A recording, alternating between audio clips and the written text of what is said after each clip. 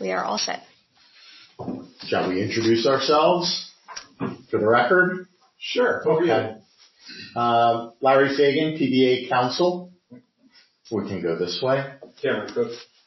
Ryan Glenn. Daniel Bigtree. Brandon Zussett. Brandon Rhodes. Captain Scotchenberg. Deputy Chief Don Henderson. Kirsten Albrecht. Scott Reynolds, Finance Director. Jeff Mandel, Town Labor Attorney. Ashley Wilson, HR Director. Andrea Ramirez. I'm Ida B, the HR director. HR generalist. No, I'm Congratulations, sorry. by the way. Thank you. This is number 2, officially? Three 3? with us. Right. Yeah. 3 Number 3. overall. Okay. Yes. All right, just to keep it clear for my stuff.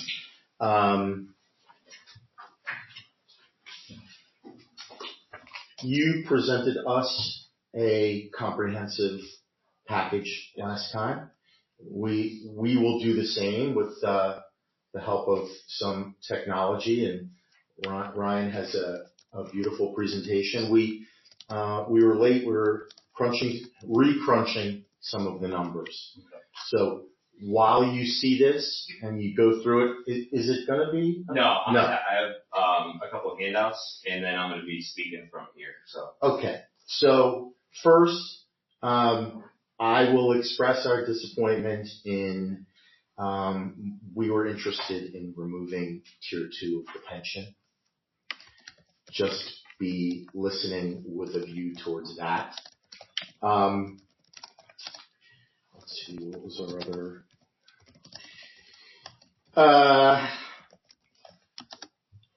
On a 3-year, you're going to see a 2-year presentation. We are not opposed to a 3-year. Not that we would lock in with the numbers now. We would probably request a reopener in year 3 and any other 2 wages and any other 2 articles. And of course, both sides would get that. Unsure of the economy in the 3rd year, not necessarily want to lock in either side. So we're going to give you years 1 and 2 numbers. That's what we were refining. With that, Ryan, I will hand you the floor. I have a few slides here. I have like 5 or 6 you guys can distribute amongst yourselves if whoever would like to.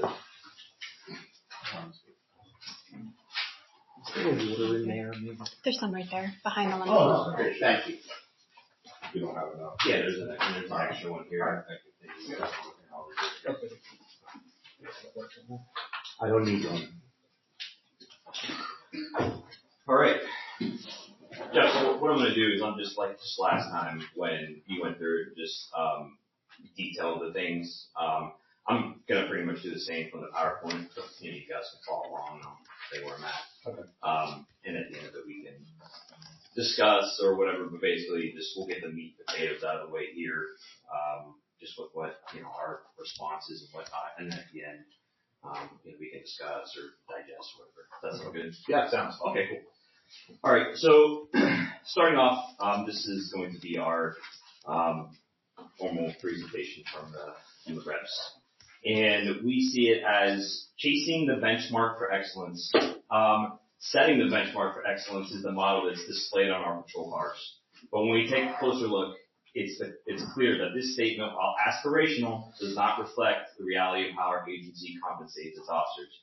Now, I will just say that there's a lot of measurements that can't be measured as far as in the department. There's a lot of metrics that can't be measured, but we're talking contractually here today. So what do we lead in? We don't lead in base or top-out salary. We don't lead in health or retirement benefits, and we don't lead in officer wellness, longevity, take-home vehicle policies, other incentives, details, and much more, okay?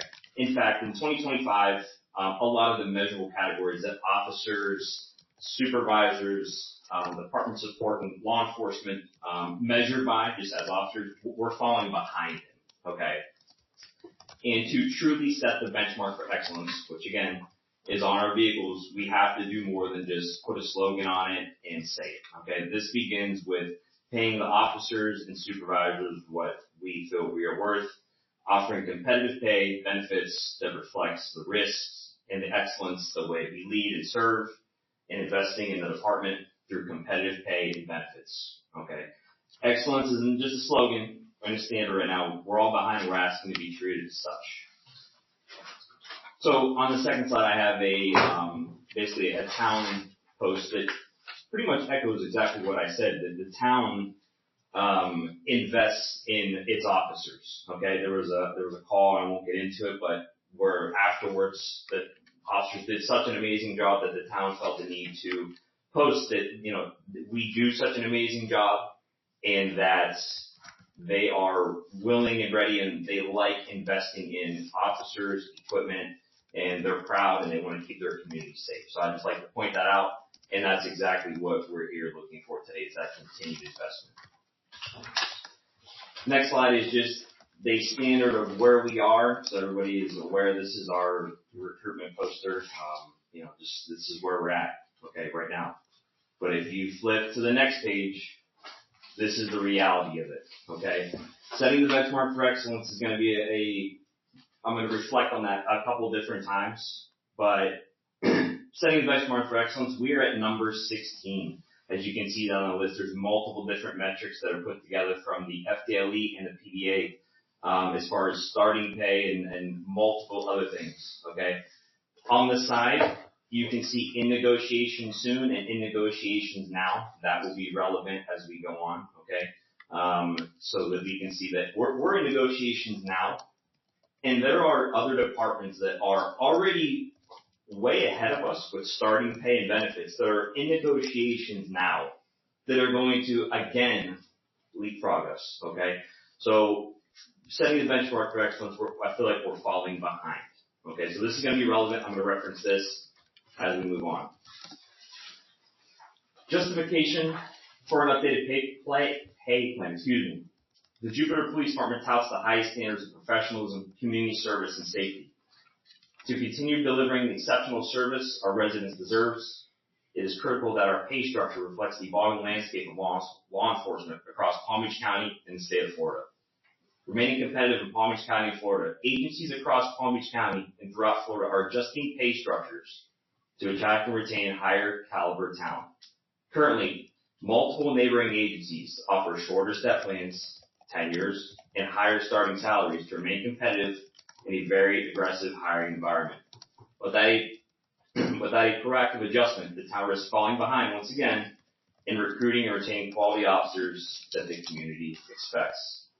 Addressing hiring and retention challenges, departments that do not offer competitive wages and career progression experience slow recruitment, longer vacancies, higher training costs, and loss of knowledge through early departures. A competitive shorter step plan rewards officers faster, builds loyalty, and strengthens long-term staff stability, ultimately saving taxpayer dollars over time. Again, I already just mentioned this, but I'm going to retouch on this again. It's also important to note that several agencies on the previous slide are currently ahead of us in pay and are already entering new negotiations, meaning their salaries will likely increase even further. Without adopting the proposed pay plan, anything less will leave the town of Jupiter once again falling behind within 1 or 2 years, undermining our ability to stay competitive, leaving us in and bringing us back to the same situation we are currently in, and the same situation that we go through every 3 years. A 2-year competitive contract simply and easily takes care of all these potential issues, okay? The proposed pay plan is not simply about raising wages. It's a strategic investment in maintaining the town's standard of excellence, which is on our vehicles, like I said. The proactive approach will safeguard Jupiter's future, strengthen its police force, and uphold the trust and safety of every resident. Now, moving on to the slide. The town is obviously, it's on the news, it's no secret. 12 of 13 towns parks will be renovated in the next 5 years with a cost of $6.8 million. Okay, and we are here talking about what was proposed to us at 4.5.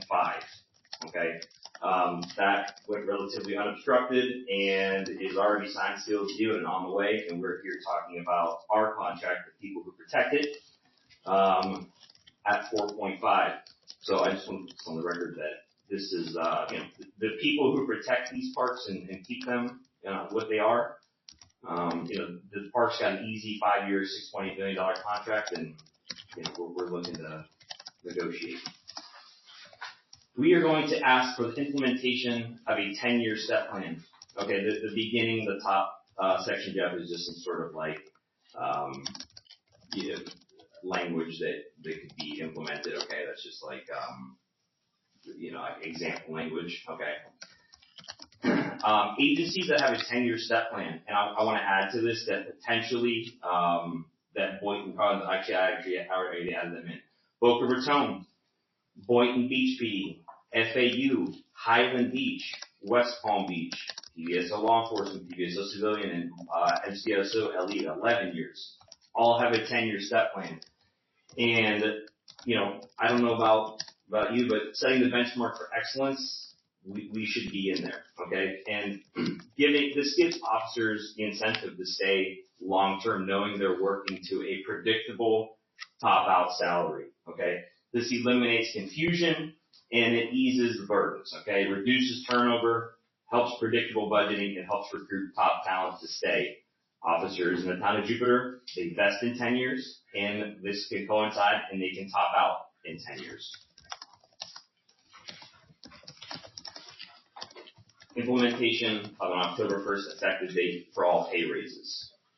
And again, Jeff, this is just example language up top for you. I've listed some of the benefits to the town. Predictability, simplicity, alignments for the fiscal year. It's going to prevent delay, and now is becoming an industry standard amongst other departments and their contracts. This clause standardizes the effective rate of all pay raises, creating a consistent and predictable schedule. This proposal has no impact on the total cost of negotiated raises, but improves how raises are administrated and budgeted. The goal is efficiency, fairness, and better align with the town's fiscal calendar. Okay. So, and also there's a small minor thing that, supervisors are constantly monthly doing, reviews on employees, which takes away their ability to supervise and, pay attention to the road. So having it done once a year on 10/1 makes it much easier for the whole team. So how does it not have an impact on total cost? Because right now you're doing it on anniversary. Right now we're doing it on your anniversary. Right. So if we do it on anniversary, isn't that less of a budgetary impact over the course of the year than doing it annual? I guess however you look at it, but we're trying to eliminate so it's more, transparent and efficient for the town, not so it's spread out, I guess, so it's all on one. No, I understand that Okay. aspect of it. I was just because it said there that, it has no impact on the total cost. It does have an impact on the budgetary cost. I think the goal is to streamline it, so we're not all over the place on that. That I understand. Yeah. Okay, and as Larry started off with the intro, we're formally requesting the implementation of a 2-year bargaining agreement. Okay, and additionally, because we end up in this 3-year cycle over and over again, and we come up here, we talk about how we're behind and how we have to catch up. A 2-year bargaining agreement would eliminate this. It helps with flexibility, and it helps with overcommitment on both sides, and it strengthens and talk about where the money, we're here, 2 years we can keep up with what's going on in the industry, okay? And at the bottom, for many years, the town of Jupiter and the Jupiter Police Department have operated under a 3-year contract structure. Since I've been here, I don't think I've ever had a 2-year. While this approach has provided consistency in the past, the officers with the bargaining unit are requesting a shift to a 2-year agreement moving forward. This proposal is intended to increase flexibility and ensure both town and its officers can respond immediately and more effectively to changes in the economy and the operational landscape. So, if there's something economic that happens between, now and 3 years that, we have the ability to address that, and that could benefit you and it could also benefit us. So, And the framework of the contract is going to remain. So we would only, in year 3, we would negotiate wages and NE2, right? I'm sure you have that at different agencies. I've heard of it. And we do it all the time, and here's what it does. You come back that year, and I'll do it your way if you want us to give you notice and all these other traps that I could fall in. If I miss it, then I don't get to. But I can just typically write you a letter. Let's sit down. It's year 3 coming up, and we'll talk about wages. And we get to pick 2, and you get to pick 2, or any other formula that you're interested in discussing, just so that we can come back year 3. We're not locked into necessarily to the financials. The economy changes. We all discuss it in the 3rd year. That's the intent. Understand. Yeah. I can touch on that as well. Crunching the numbers from the previous contract based on the inflation that we had in this area specifically, most officers regressed overall in their real wages. And then with resignations, just for this contract period, we're around 15 or 16 we have, and we'll bring the names and iron out that exact number, somewhere around 15 or 16, and that's just for this contract year alone. So what was the pay increase for the 3rd year of the current contract? So I guess we're talking about the year that we're currently in right now. The pay increase for the Right, for 24, 25. There's a step. Is there anything in addition to the step? I don't have it in front of me right now, but I'm saying overall, if you crunch the numbers of the percentage of increases, raises, and we could get more ironed out specific numbers on inflation, but overall, I believe they didn't keep up with inflation. Because I thought the CPI was like 3%. It's actually at 2.5. 2.5. For which year? That's the South. For the current year. Oh, the current year? That's Okay. the South Florida market, which is usually the higher of the indexes. Okay.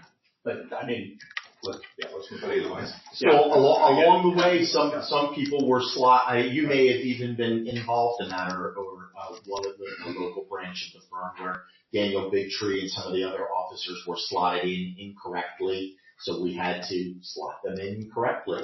You weren't? Okay. We did that. It was resolved, rather than get to that stage. We want to, and Scott, you probably know what I'm talking about. I do. Okay. I do.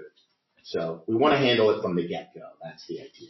So I'm just curious because you've raised the other contracts in the area. And is that typical around here to do a reopener in the 3rd year, or are they typically closed down contracts? I'm not sure if it's typical. It was done more maybe 20 or 25 years ago. I don't see it so much. There's, there are nice things about the 3-year contract, right? We don't have to see each other and introduce ourselves on the record again. But aside from that, I think if the numbers are in question, it's a good way to discuss it later for both sides. Yes, I do see it. Right. The only nice thing about a 3-year is that it protects us against the governor's office doing something crazy with the property taxes. I hear you. I hear you. Look, hopefully that never happens. But if any of that stuff ever happens, I don't know how any of us survive. Good. Yeah. Moving on, just like Larry said, these numbers are specifically and explicitly for a 2-year contract. Okay, like if we have to, if the 3-year if we have to go in and speak about that, obviously these numbers can and may change, but this is what we have for you guys to digest for a 2-year contract. Obviously the proposed, the current is highlighted in the green, and then ours is under year 1, year 2. So correct. And that's for officers. That's for officers. Okay. Slide 12 will be for the sergeants.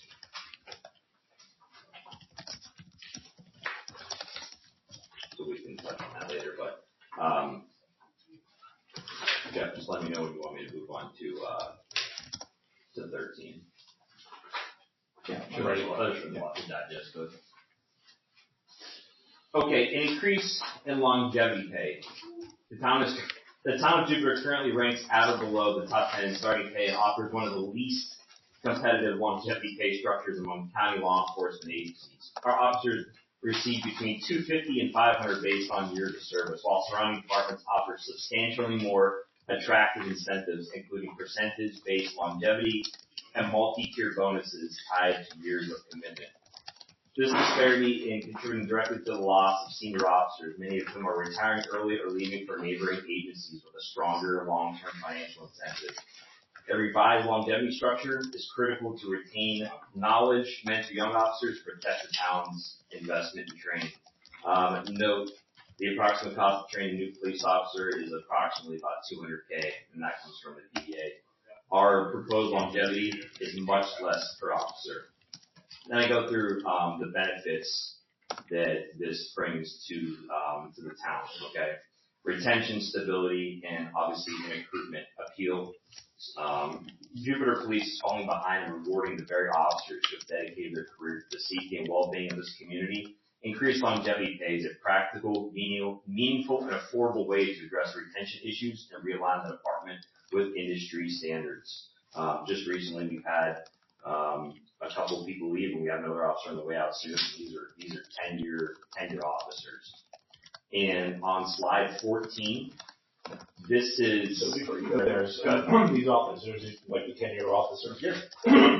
So where's the 10-year officer going? We have that. I have that on slide 15. Oh, perfect. Yeah. Excellent. Thanks. Sorry.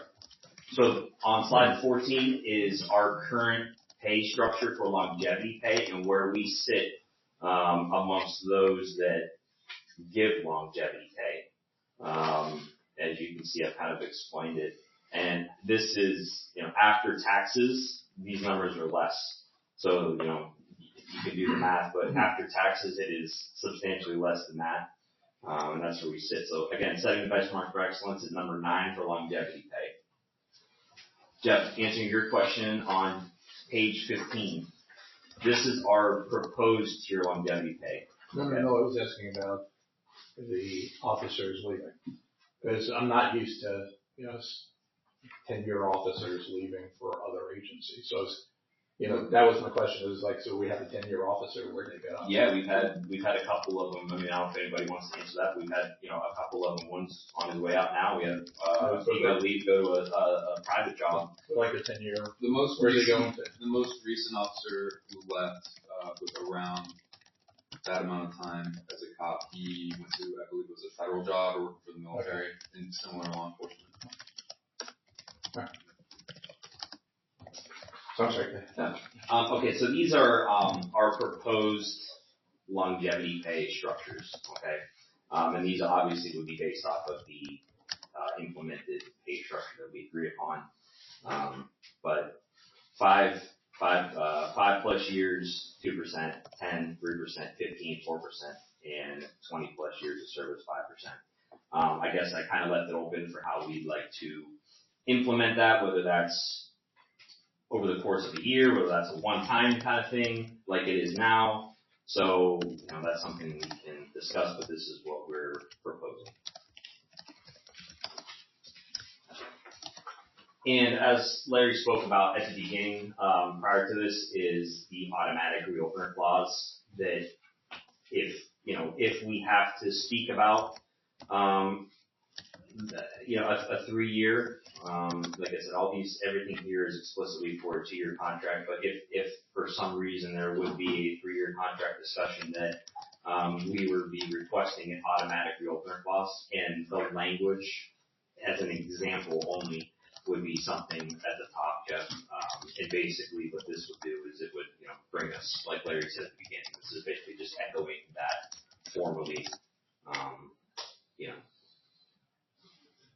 what he's talking about. So we'd like to have those implemented just in general, so in case that we drop below, in the top 5 within the county that in starting pay, that we can reopen the contract and speak further. So, and I outlined some of the benefits to the town and for the officers, obviously.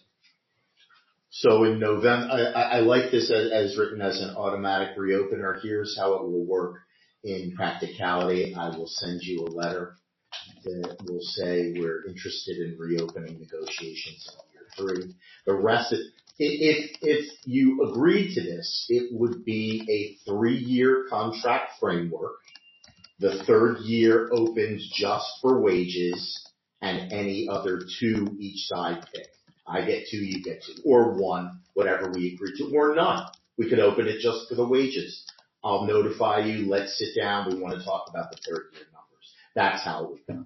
Is there anybody currently in Palm Beach County that has this structure there? Yeah, Jeff had, I've had them in multiple places. I'll check to see who still has a reopener language.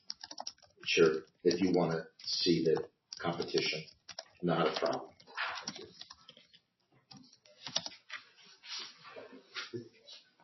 Increase in night shift differential.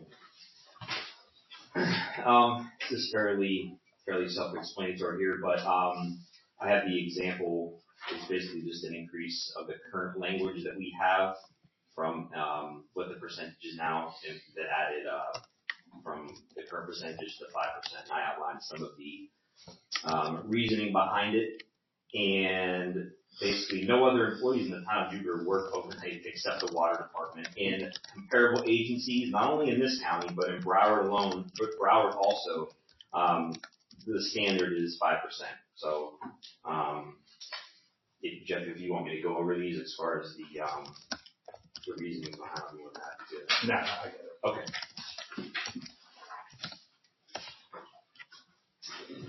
Okay, donations from the union time point. I guess I might have to ask the HR question on this as well, but basically in plain language, what we're asking here is that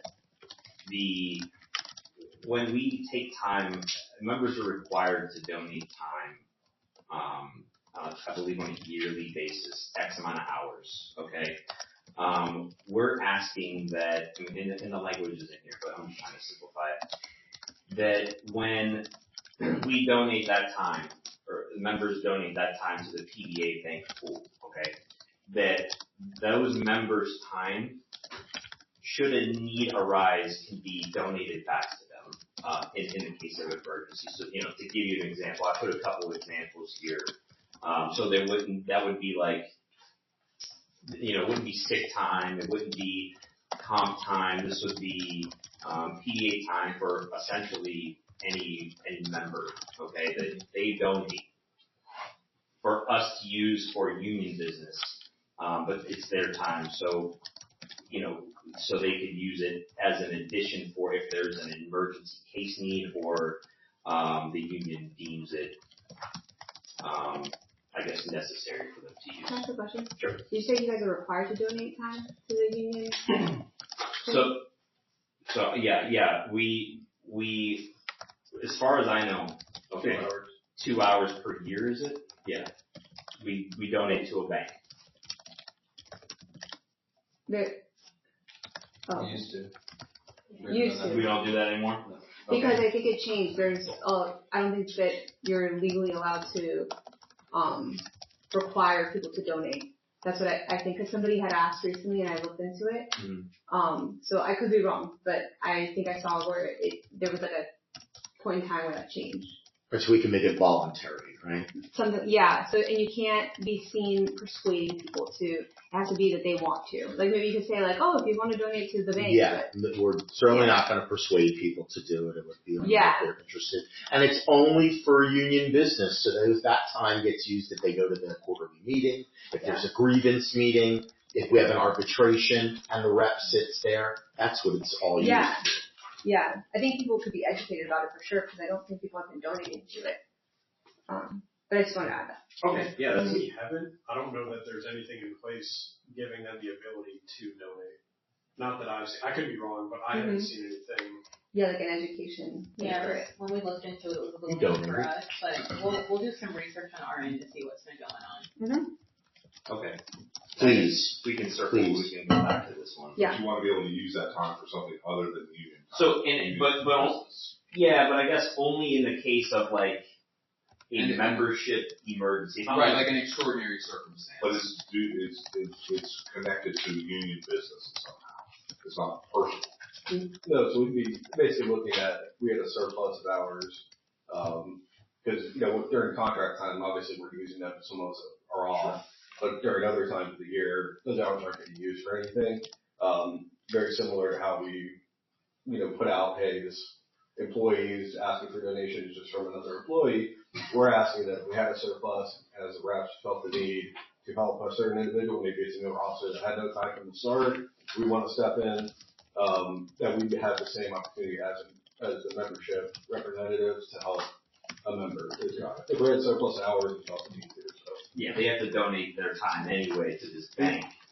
I guess it would, it's kind of just like a way to help them out. In case this isn't like, just to be clear, it's not just like, hey, I want to take 2 hours off of work because I want to. It's just like, if there's a justifiable need that we as representatives of the PDA or something of that nature language we can work out that, they could be done with too. So. Without getting into the weeds, would you envision that, you would only be able to utilize that time when all other means have been exhausted?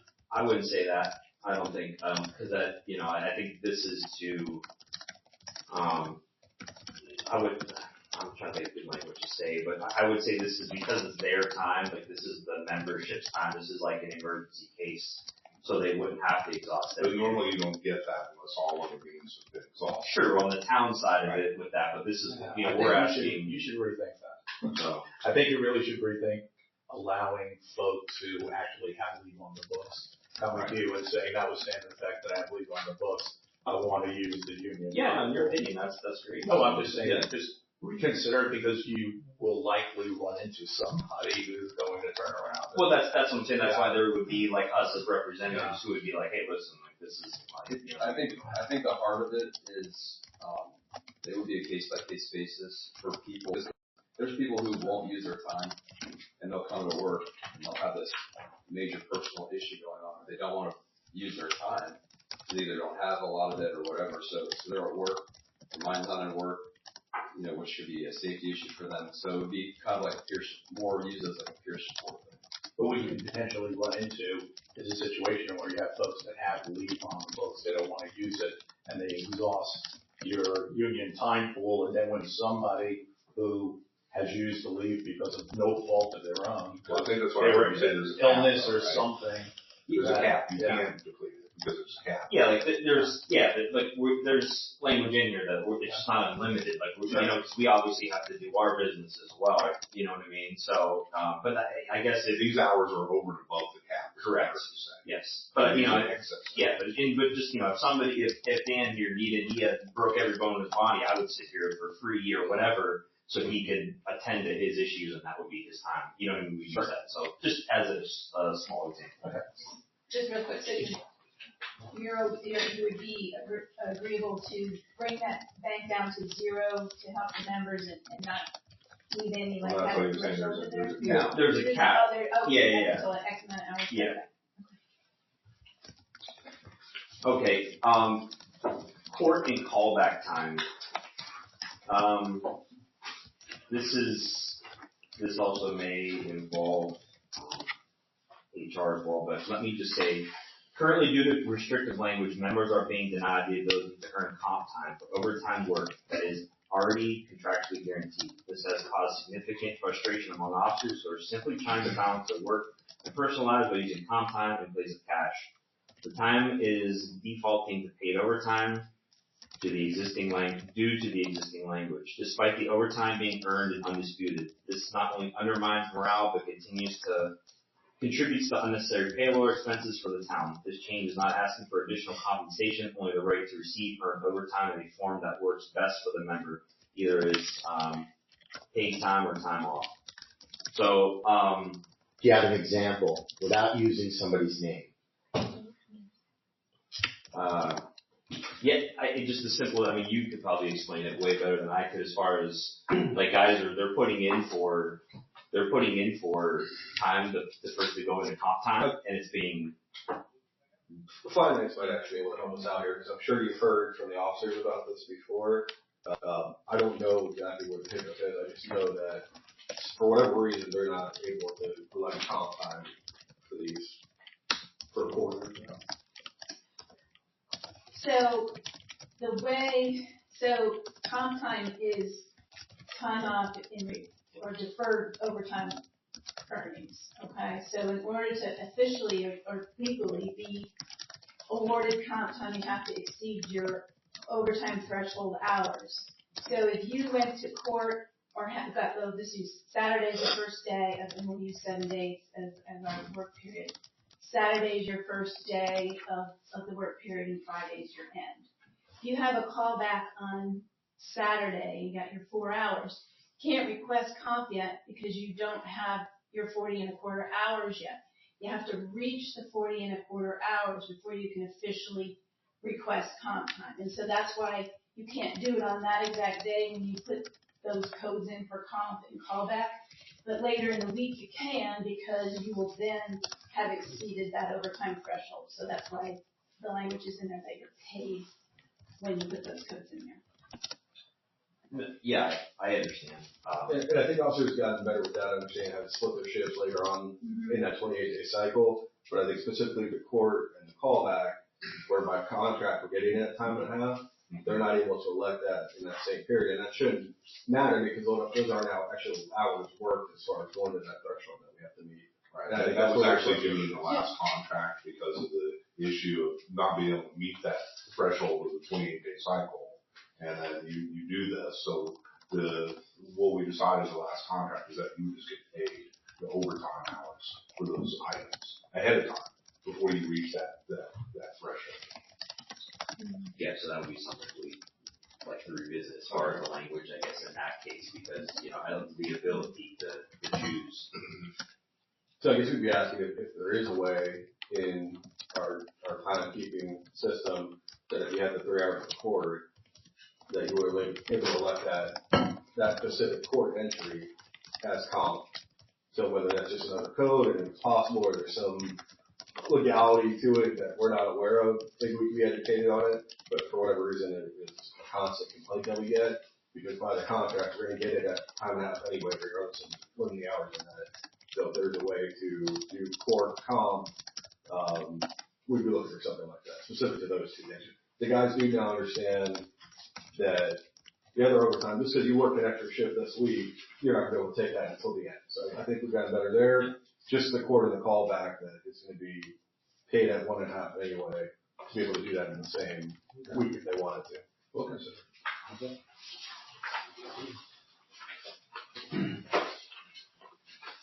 All right. Assignment pay.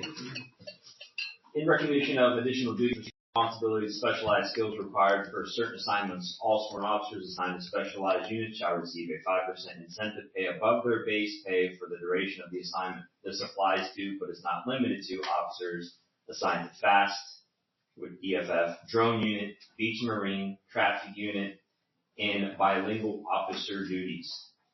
Crisis negotiation team, dive team, and any other officially designated specialized assignment as mutually agreed upon by the town and the union.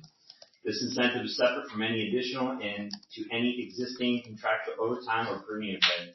Officers shall receive this compensation regardless of the number of hours or frequency of specialized callouts, as assignments alone constitute elevated responsibility and readiness. When incentives are not officers, these units struggle to attract experienced or interested candidates. We're experiencing this with a couple of units right now. Supervisors will issue memo detailing the officer's proficiency in second languages, qualifying them as bilingual. So let me clarify that. So we have a couple of units right now that are either down or experiencing, as far as attracting candidates, the FAST team, the traffic unit. And also let me detail for the bilingual standard. So in years past, apparently, there was a test, that someone had to take, and it was, from my understanding, it was, I'm not even sure, I never saw it myself, but basically, bilingual officer duties, these guys and girls out here are probably, they're working harder than, and some specialized units, okay? So on a daily basis, so to qualify them as a bilingual officer, their supervisor would say that they are basically the shift's translating officer. So I have an example down here. Bilingual officers work more and are often translating and responding to calls due to their ability to translate. This skill is the most utilized skill in the department, one of, and on a daily basis on every shift, and there's no benefit to these officers.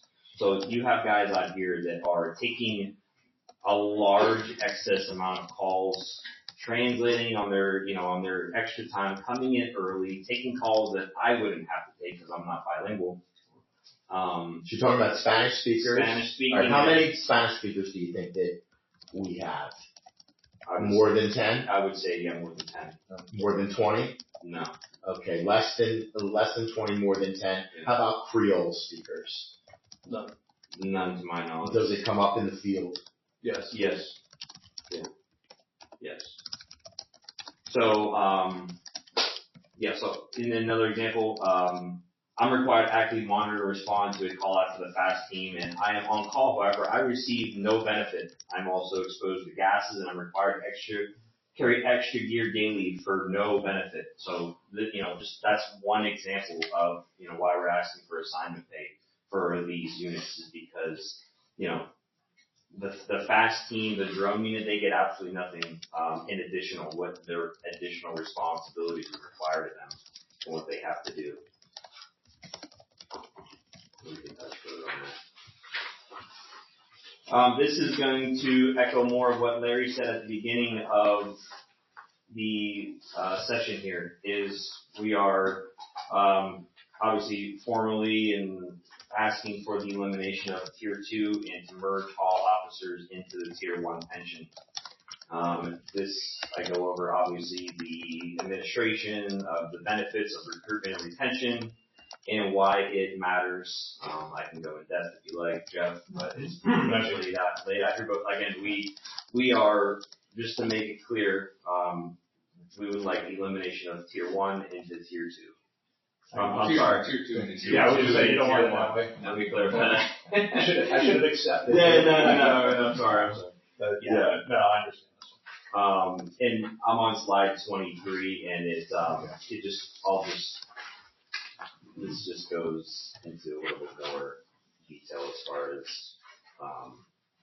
why and what has been done to, studies, discussions in upwards of a year, and as members under Tier 2 will be forced out, and you'll have less experienced command staff leadership, and may present future issues for the town and the department, amongst many other issues. So, moving on to slide 24, wrapping this up, Jeff. There's a few additional topics of discussion here that we would like to talk about, and they are increasing the usage of the PPV. Live and use up to 50 miles. Officers right now can't afford to live in Jupiter or Palm Beach County anymore, and now live up to 50 miles away in commuting. Okay, so we'd like to potentially add that to the contract. Detail rate. The detail rate for year 1 of the contract would go up to would remain at $60 an hour. It's currently $60 an hour now. Okay. Year 2 of the contract, it would move up to $65 an hour. Okay, which is basically move up $5 an hour, the same with the special detail rate. We would potentially like to, as far as the pension is concerned, with increasing comp bank hours, and I don't know if Brandon, you want to touch on the Article 21, how the the healthcare thing? Yes. Oh yeah, the healthcare incentive for retired individuals. There's a stipend. I don't believe it's been updated for a significant amount of time, and it's absolutely less effective now as it was when it was implemented. So increasing that number just makes sense to us now to help alleviate and offset those high costs of insurance post-retirement. So it hasn't updated 10 years or more. It's been I really don't even know the exact year. I tried to look way back at probably previous longer than that. contracts. I couldn't find them, but I think it's been a significant amount of time, well over 10 years. Can I hit on that? Yeah, so Just for justification as to why we would ask for that. With the merge of Tier 2 into Tier 1, from what we've been told by the pension reps, the only thing that cannot be changed is the cash out of sick and vacation. I don't know it to be factual, but I heard that. Well, no, you can't, because under the current version of 185, you can't include Right. I don't think so. So whereas the tier 1 officers do have that still in their pension, so just to kind of offset that. Compensate. Yep.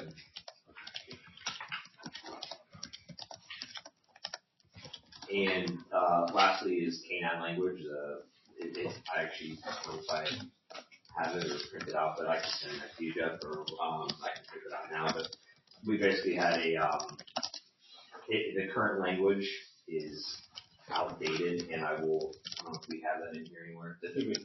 We had also proposed some change. Yeah, and I think this is just a response to it, but that's something that we want to talk about further. Maybe not today, but we can. Well, actually, why don't you flip it over to Ashley or Scott or whoever is the table. Send.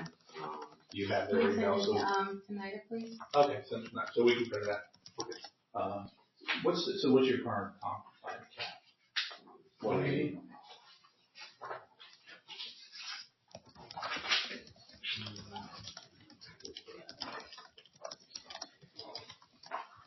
It's 180. Yes. Yeah, thanks. Yes, please.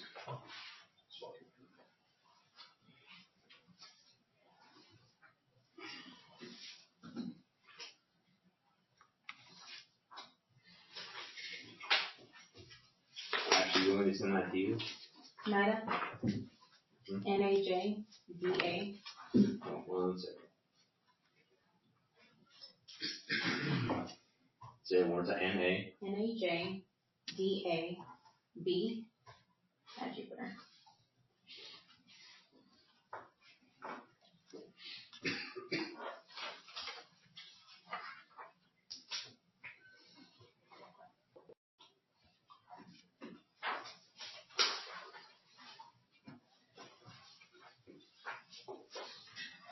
Do we want that printed now?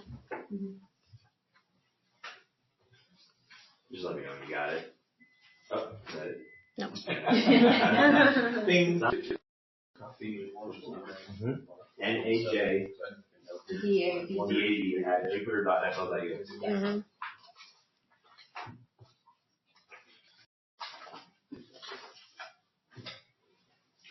Nurse traffic. 200 annually for, that was for the dog, visits for the dog, 200 annually. We're keeping the voice stress. Or we're moving it. Keeping it.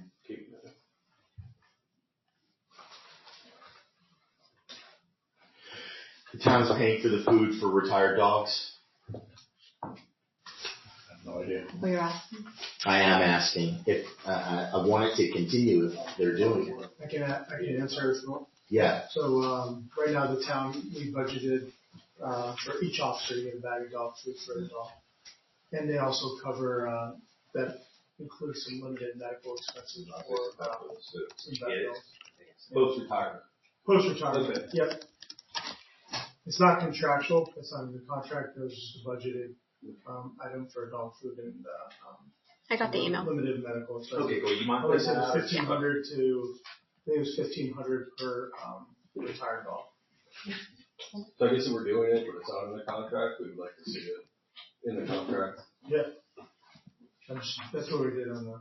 Is that what you meant by canine language? Yeah, I just sent it. She just got the order, and I think we're gonna print out. As far as we get like their exact language there. Yeah, that was covered. One.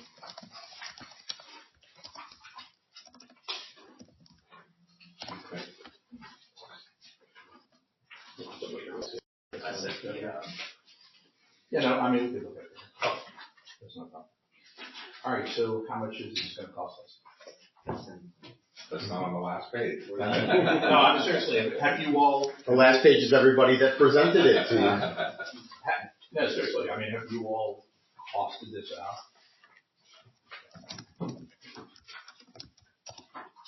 I think maybe if we have the first for your proposal, Right. if we have that as a template for the breakdown, that might help us accurately cost it out to see like the same parameters you guys are using. That could be a helpful tool. Yeah, I mean, we could show you how we got to 4.5, but I mean, it's primarily the pay. You know, it's primarily, you know, moving folks into the new steps and the pay increases. We can get that to you. I mean, look, here's the reality situation is that I don't know how much it's going to cost, but I'm sure it's going to cost more than what we put on the pay. And our reality is that we got $4.5 million to spend over the course of 3 years. Now, we don't, you know, well, I say we don't care because that doesn't sound right. No, the thing is that we're not wed how that money's spent. Of course, you know, within reason. You know, if 5 people are going to get all the money, you know, and you would never propose that way. But I mean, we're not hung up on how to spend it. There's just a limit to how much we can spend. Of course, yeah. I believe, just so you know, I believe a lot of the things that you covered here were included in our first proposal already, which included the 4.5, the salaries, and then some of the differentials and things that you already asked for. We incorporated some of those in our initial cost estimates. That's correct? Yeah, what was on the initial piece of paper that was given with all the percentage increases and the removal of. All of those ancillary items that you asked for, which went over here, those were incorporated. I'm sorry. That was not an official proposal. No, I'm just saying, but when you went over them with us and handed us that piece of paper, we went ahead and incorporated those. You're talking about in session 1? Is that correct? We weren't here for that. But we wanted to see what the cost was with those included. We didn't feel that they were that big of an item that would cause headache, and so we just incorporated that. So that's part of the salary proposal. So the vast majority of these things we've already incorporated. Of what you heard today, what gives the most heartburn? We're looking globally at the 4.5. What gives the most concern from what you heard from us and financially from you? Not even knowing the cost. Well, just looking at the differences in step line. I mean, our start for police officer was 75, and yours is what, 82. So just doing that and then looking at going from the 10 to from the 12 to 10 steps. I mean, there's going to be a significant. Is the longevity, does that give you heartburn, the longevity? I have no idea. Because I don't know what that's what the question was. Right. I have no earthly idea what the cost is right now versus what the cost would be later. And look, and I don't think it's fair. I don't want to turn this into heartburn from the standpoint. And I think you're using the term, you know, not to say that, you know, we're opposed to helping. No, I was saying at an early stage here, what do you see that might concern you? I see those as the big ticket items, and of course there is the cost associated with getting rid of Tier 2. And so, and look, it's an entire package, you know. So it's you know, there are a lot of things in here that I'm sure in a vacuum don't cost all that much, but when you go ahead and you put it all together in the entire package, then you know it kind of busts the budget. So. You know, we obviously have to cost this out. Yeah, we understand it. Yeah, specifically the pay that you're asking, we would have to go back and do, you know, sharpen the pencil to see what it looks like. But so where do we stand, Larry, on I'm sorry, you know, whoever should turn, because we did have a number of proposed language changes in what we gave you. Have you all looked at that? We can go through it if you wish. Sure. I just kind of. Yeah, I think we're you know, we're prepared to. There's some things we can take off the plate now. We get with that. Yeah. Wow.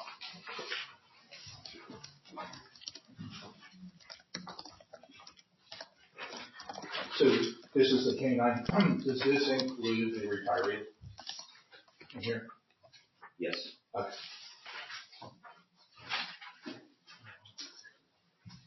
Want to start with Article 1? Let's do this place in that. Okay. All right. So on the new red line language, tell me when you're there under the preamble. wages, benefits, and terms and conditions of employment. Right, and I had that added in from the last bargaining session. Okay. The rest, I'm just confirming that the pension item at the bottom is in the ordinance. That's why you removed it. Absolutely.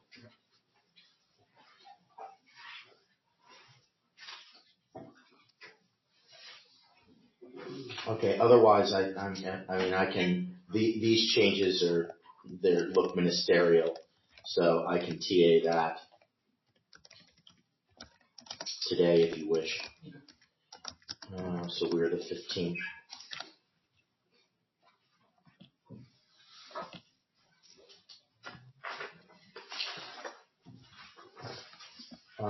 We had no issue with recognition, right? So that's TA. Article 3 is TA. Strikes is by law, so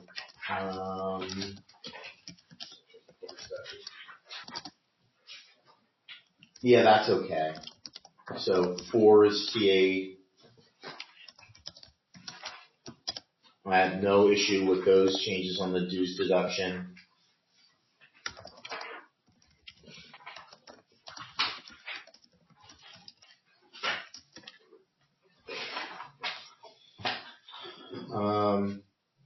Union businesses is TA.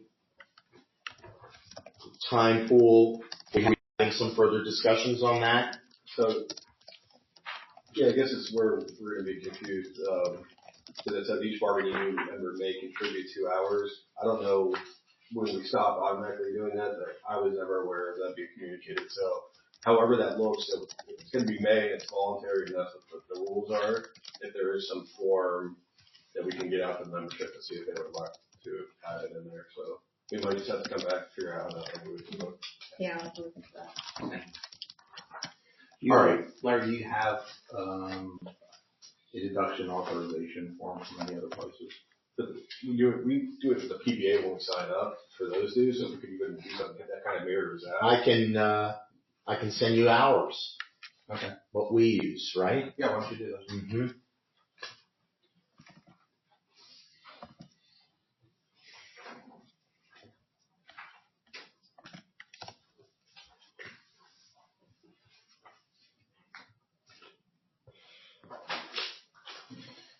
All right, I will send that to you. Is there even a bulletin board still in existence? There is. Okay. Cobwebs or cobweb? Alive and well. Old school, I like that. Old school, I like the bulletin board. All right, so you're not going to see too many changes from us on that one. Let's leave it. Where is it, incidentally? In the office or workroom, right by the heart of the bottom floor. The heart of the bottom floor. Yeah. Okay. I mean, in theory, we could give them the tribute to PBA time pool and staple it to the bulletin board, but not if nobody. No, we use looks at it. I think people are looking at it. Oh, yeah. Okay. So you're going to come back with language? I'm gonna send you what we have the deduction form. Right in the Article 8. You're going to propose change language? I don't think so. Oh. No. Oh, I misunderstood. I thought No. you were saying that you were going to propose language. So No, that's TA. Oh, okay. Yeah, I just, I say it tongue in cheek. I know everyone has the bulletin board, but I don't know how often it's used, and sometimes it's not in a really clear place, but it sounds like it is used. Yeah. So good. Just going back to 7 real quick on the union time pool, it says in there, by submitting the union time pool authorization form, it would just be nice to know where that form is and how it works. Yeah. Because I don't think. I don't think we've seen it. Okay, so if we don't have one, we can make one. Yeah, so we'll look into it, yeah. Well, no, that's what Larry's going to flip up. Right. Yeah. All right, and you're looking into it on your side as Well, I well? want to see, does one already exist? I'll get you, yeah, I will get you what Yeah. we use. I'll send it to Jeff. All right, so Bill of Rights is not a problem. About the union full-time, who authorizes the use of that time? If there's a form, I'm assuming there's an authorization piece of that. If the deduction of it, you're saying? The use of it. The use of the pool time. If you want to use it, does Brandon here have to sign off on it? No. You just put in for it and you get it. Yes. Or your supervisor signs off on. So you're talking about currently? Yeah. Yeah, so I put in the pay code and then the notes, PBA meeting. But it's union time, but the supervisor gets to decide. I think obviously it's probably part of the union, but still. Okay. Well, The only occasions that the time's really used for, is for us to go to meetings at the PBA hall, which is 4 times a year typically, but we're not, negotiating. And then for days like today where somebody might be off and here, so, we don't, they're really not being used much, and that's what we do, is we put a note, PBA hall meeting or CBA negotiation, something like that in those notes, when we use that code. Okay. But there is nobody that signs off on it ahead of time, so. Okay. Scott, have you used the form in the past? When you guys are bringing it up, I think a long time ago I signed that form, but that was 2002. You signed it as a supervisor? No, sir. It was, Okay. All right. I'm sorry. I thought you were talking about the time. Yeah. No, I am. I wonder how, or was signing it just off. the practice that we just said to the supervisor, I'm using this to, I'm No, going to the union? I'm sorry. We're talking about 2 different things. They're talking about TCP, which is our finance, hourly schedule that gets approved by the supervisor. Oh, okay. Yeah. I was talking about yes, you can take 2 hours of my time a year form. Different thing. But yeah, supervisors do approve. That too. Who authorizes that? Yeah, it was 25 years ago. Yeah, and currently who authorizes it? Oh, the use of the time would be the sergeant. So these guys would put it Just in the supervisor. TCP, the sergeant reviews it, or I guess the captain would review the sergeant, and it would be approved that way. I'm at Just as 9. any other vacation or sick Yep. time off would be. 10.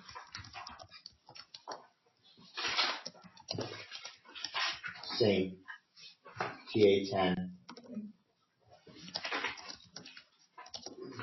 You guys are welcome to talk about seniority if you wish. I think the only thing I had was on 10 for Article 11, Yeah. and you might have this like on the second page that we had that. I do. So, one change to your red line on 10, paragraph 10 on page 2 of Article 11. We just ask that it's voluntary, not mandatory. Well, at some point, time doesn't, you have to mandate somebody. Nobody volunteers. Well, how has it been working practically speaking? So, in most cases, if the ship's running short and we need overtime, we put it out into the system, and then if somebody wants to work, they go in there and sign up for it. The way this would read is that we would then just go to the least senior person that's not working. So it might just be a clarification of what are we talking about here. Are we talking about in cases of emergencies, where by order of the chief we're getting called back in, or are we talking about our day-to-day or short? So let me ask this question, from the standpoint is that, so, basically shifts short, the call goes out for overtime. Nobody puts in. What do you do then? Do you run the shift short? Yes. Okay, you're not filling. So, do you have the staffing? Is there some point where you call folks in, or? There are times we do that. There are times when we have called in for overtime, to make sure that we have people on the shift and nobody takes it, and it does go over. This is designed to stop that. This is designed to make sure that we allow for the and it provides a procedure to get there. Provide a procedure to get people. Obviously, so are you setting a minimum staffing then? We don't have a minimum staffing set right now. So it would just be at the discretion of command staff. And the staffing of the supervisor. Which I think that's already covered in the general order. I mean, we're all subject to recall at any time per order of the chief or his designee. So here it just makes it confusing that if we're going to put out overtime, are we just going to the least senior person, or are we going to do what we always do, which is put it in extra duty? If somebody signs up for a grade, if not, maybe we run short depending on what it is. But I believe it's already said that we can be recalled at any time in reverse seniority just by order of the chief. I don't know. Well, does it already say? But what we want is to be able to have a procedure for that to happen, right?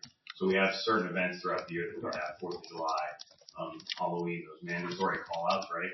There's no procedure set forth on what is our methodology for how we go about doing that. Now, yes, and historically, this may be just matching our current practice. Historically, we have gone and it has been reverse seniorities, starting from the bottom to fill those gaps. So let me ask you this. Voluntary or mandate? Mandate.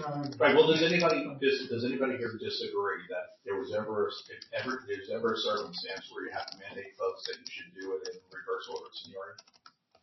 I mean, I would think that we do want to leave the voluntary in place. That's the first step, is still the voluntary. It's still in here. I think the concern, and maybe we need to figure out what the intent, are we talking about specialized events like the boat parade, or are we talking about everyday shift? Because the guys are concerned that every time there's a shift that goes short and doesn't get fulfilled, they're going to be called in on their day off. Yeah. That's the major concern of the membership. And I don't read this in the sense of like, I think we're trying to change anything we're not already doing. I understand that you want the language in there. What if the language read something more like, if unfilled and by order of the chief to public safety, and then that kind of encompasses those events, this 4th of July, the boat parade, or, and then also it gives you as command staff the flexibility to kind of say, we need more people, and somebody has to commit. It's not voluntary anymore, but. So it's voluntary in reverse order of seniority for those types of events. No, but I'm saying for the language, to tweak the language, but it would become mandatory if nobody volunteers. Well, you wouldn't want to do voluntary by reverse order. No, voluntary goes by our detail procedures. Voluntary. Yes, I just don't think that's clear here. Okay, yeah. Separating the two things when it's just a voluntary shift for sure. Let us do this then, because I think we understand where you all are coming from. Let us work on some alternative language. Okay. To come up with that. Okay.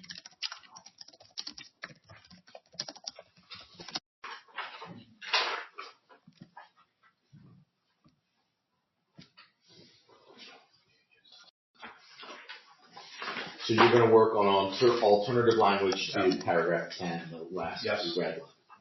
So, paragraph 10 of Article 11.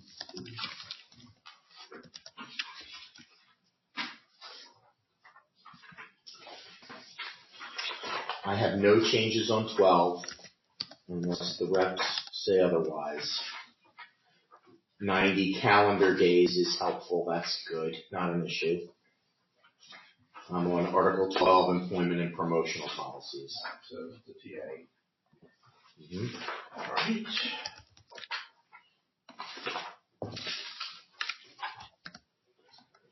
I have slight increases on the numbers on Article 13. Tell me when you're ready. Right. All right. The first chart for officer, 50 would go to 60 an hour. For sergeant, 55 would go to 69 an hour. I'm going straight down. Now I go to the next block under rank in the chart. You with me? It was 60 and then 69. Correct. Next is 55 to 65 for officer. In October of 26, 62 to 72 for sergeant.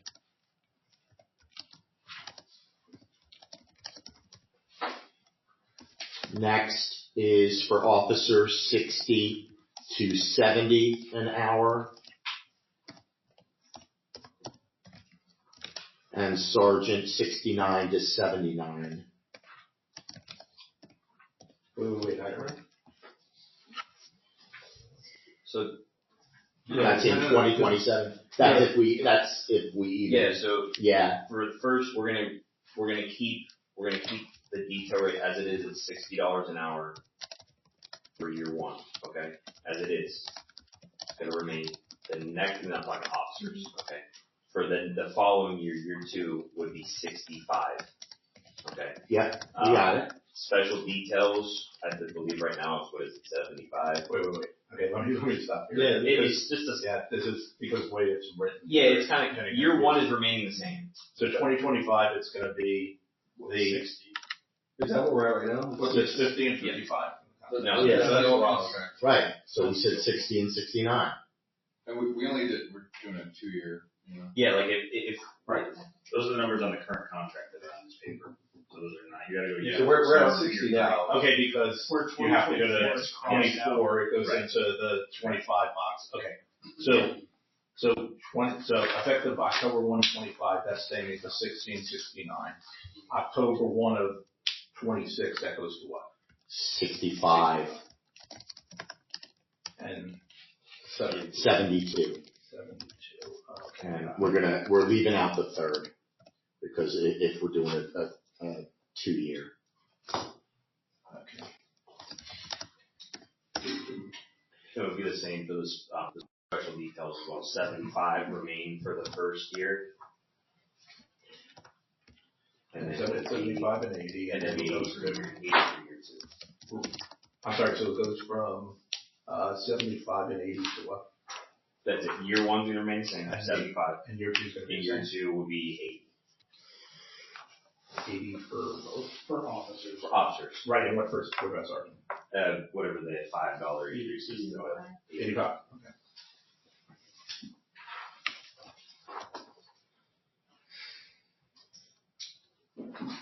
I think you guys wanted to make a change to section 13.6, right? Change those numbers also. So 13.6, the 75 would go to 80, and the 80 would go to 85. 13.6, this is special event with alcohol. 75 to 80, 80 to 85. And what about that change that we proposed on 13.5?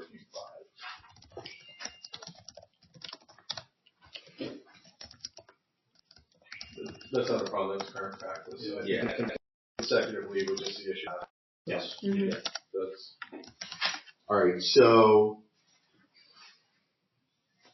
and there's no issue with, removing 13.3 either. You're strike through. So if the numbers are agreed to, we can TA it. 13.7 is not an issue for us. Got it.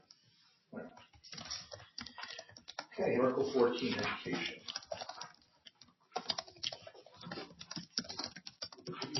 So I'm leaving this open 13 because it's financial and it's going to go into the cost, or we're going to TA. Article 13? Yeah. No, it's open because it's. Okay. It's good. Well, we want to be on the same page.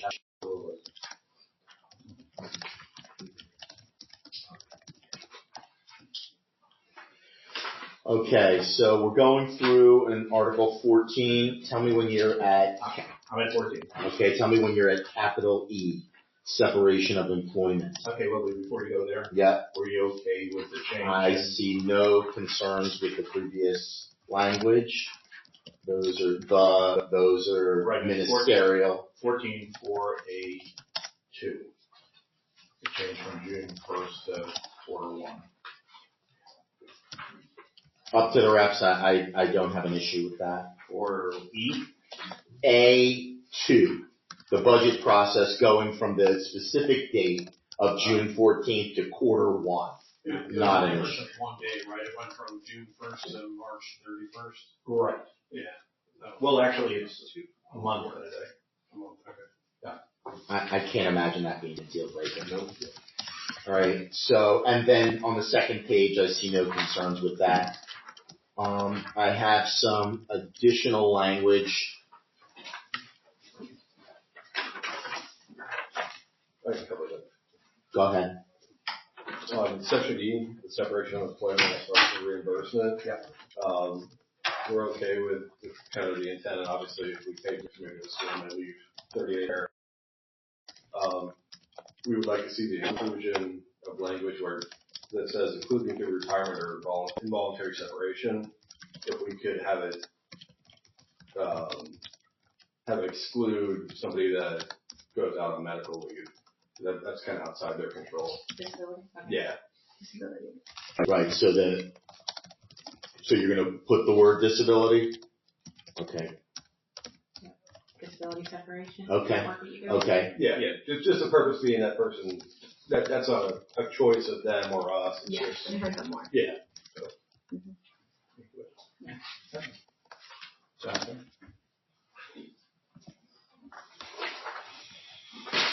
I had no other changes on that article. Alright, so are we TA with the addition of the Disability, yes. Except disability separation of parenthetical actor separation. Yes. Voluntary separation if you want.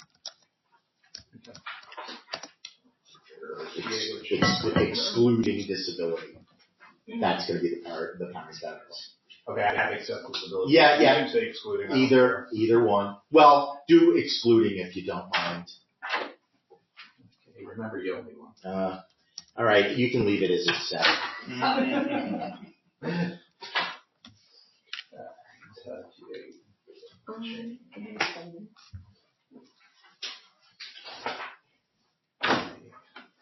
Article 15.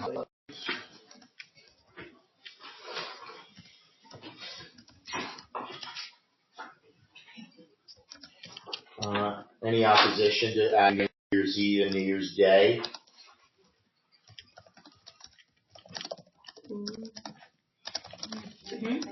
Yeah. Is it there? Yeah. Okay, what about New Year's Eve? I think the reasoning behind that is that are working night shift on New Year's Eve and then to respond to a lot more calls for service and a lot more dangerous situations with gunshots, fireworks, and other calls that come out on New Year's Eve, and they don't get the holiday pay, but then the officer that comes in the morning of New Year's Day isn't having to respond to those calls and they are getting holiday. Yeah, that's not something that we have looked at. So if you want us to look at New Year's. If you would, New Year's Eve. I don't see any other changes in that. Is there one that you would exchange for? No, it's just one of the more difficult days to work the road and deserving of compensation. I think all the other ones are already town holidays that we're consistent with. There's nobody else that's working New Year's Eve that night except for the police. So.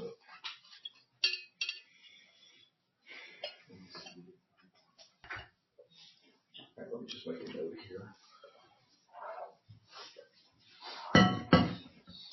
So you're gonna let us know about the addition of New Year's Eve.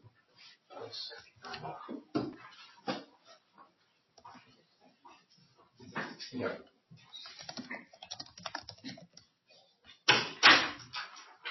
I had no changes on vacations. Anybody have anything?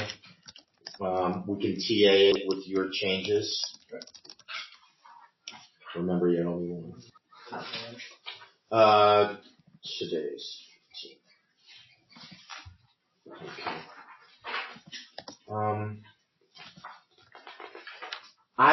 That looks pretty standard to me, the weapons training, the 8, you just added in the number anyway, so I'm not concerned. Like, can we go back to vacations real quick? Yeah. Just the one, line at the bottom, we had a note to, ask for clarification on it. Which one? The holidays and regular days off before. Section 6.3. Okay. I think we were just confused.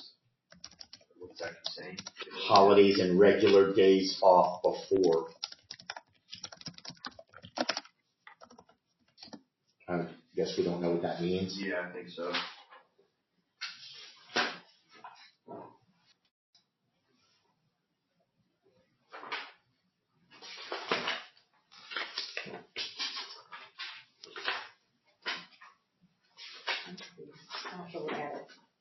I mean, I know what I think it means. It wasn't my language, but I know what I think it means.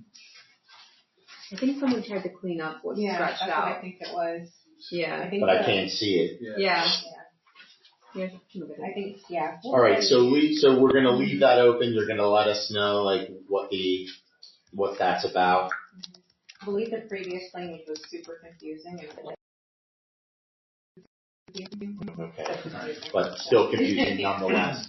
Okay, so we're leaving that open.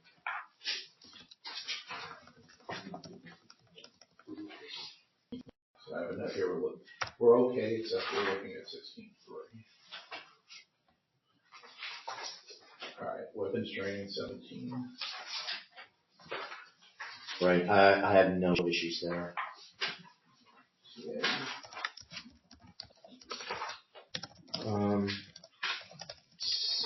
of legal benefits.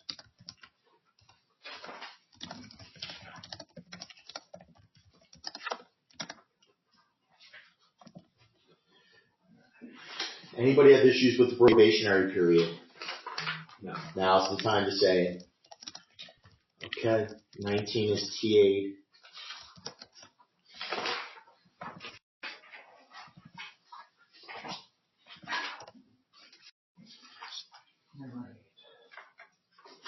Just the mental benefits 20. So I had stricken through. So here's the language. Your first, the first real sentence in red: abnormal conduct or erratic behavior while at work or a significant deterioration in work performance. I found that slightly confusing.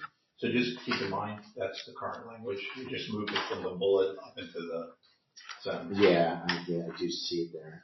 I don't think it's all that clear. Has it been an issue? Up to them. I haven't. There's been no issue that's come to my desk on this. Any issues, guys? To my knowledge, no. It's just, I guess it just raised it just because it's in red, you know, you're like, oh wait, let me double. Let me circle back on this. Yeah, that's the only thing we did with that as well.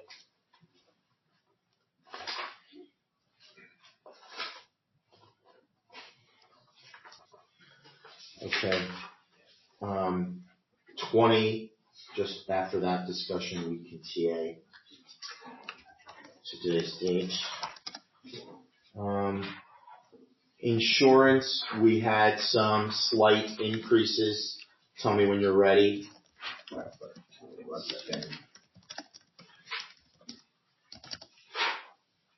Right, you had made a proposal on this. Okay, you have it.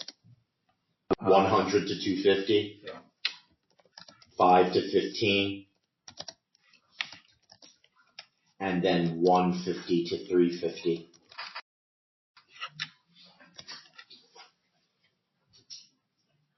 You with on that? Yeah. I had also stricken through that it's provided by that specific Jupiter Code ordinance. I do that in case it changes. So I'm looking to remove that. It's the second line of section 21.2. From provided up to ordinances. And because that's a cost item, we're going to leave it open.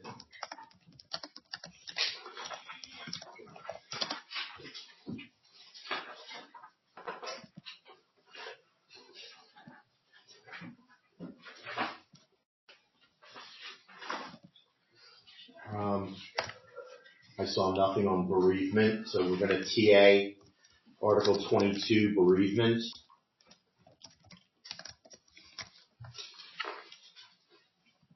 No issues on mileage. So we can TA 23 as the language reads. That's for, your,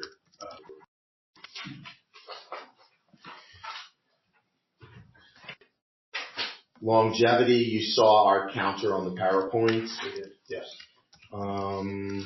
So that's open. I'm sorry, I don't mean to interrupt. I shouldn't say much, but the HRM, did you want to get rid of specific statute numbers, policy numbers, ordinances? Did you scratch HRM 60804 and just leave it as town policy? Yeah, sure. Article 20. Sure. That works. Good Sorry, catch. to interrupt. Okay. So we're now at sick leave. So these appear to be all ministerial.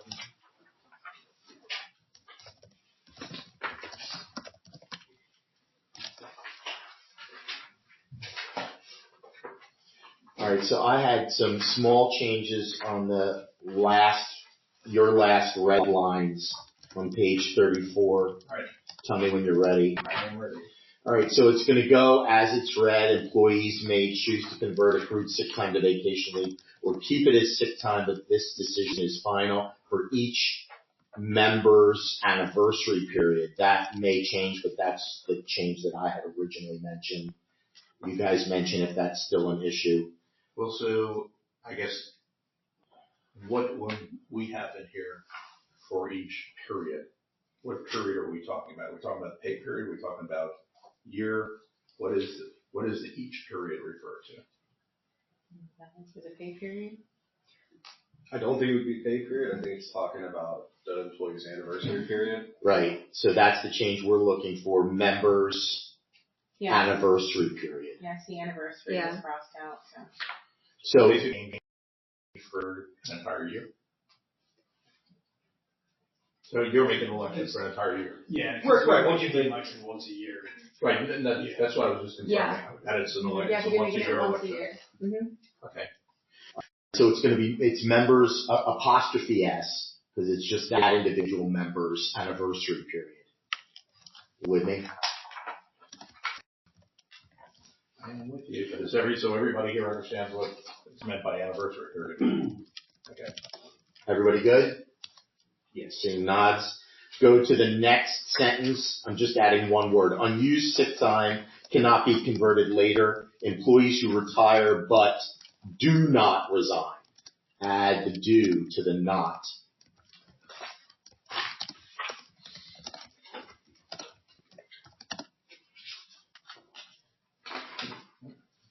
Those changes are acceptable. Okay. So with that, T8 on 25.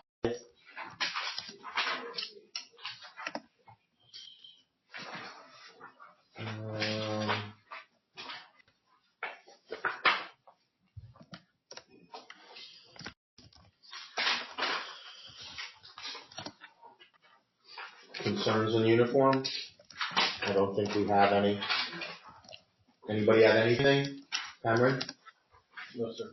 Clothing allowance? Yeah. Actually, so there was one thing that somehow we 2611. I don't think we were supposed to strike. Town has exclusive right to determine the uniform and the uniform for special events.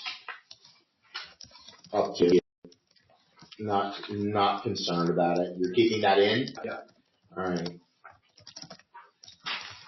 Otherwise, your other deletions? Yeah. Okay. So with that, TA today, Article 26. Assignment pay was in the PowerPoint.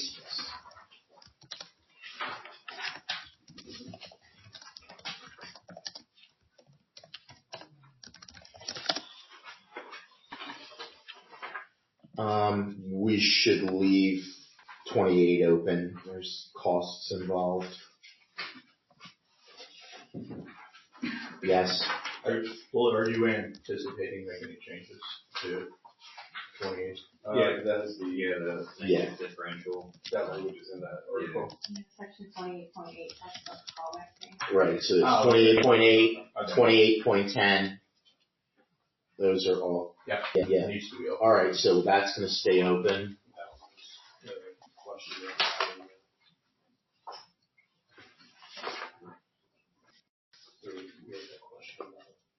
Oh, it's not prearranged, yeah. Yeah, I don't know. You want to talk about that now? Yeah. So not prearranged time, like it's kind of like. So which paragraph are you? 28, section 28.8. All right. I have it. Okay.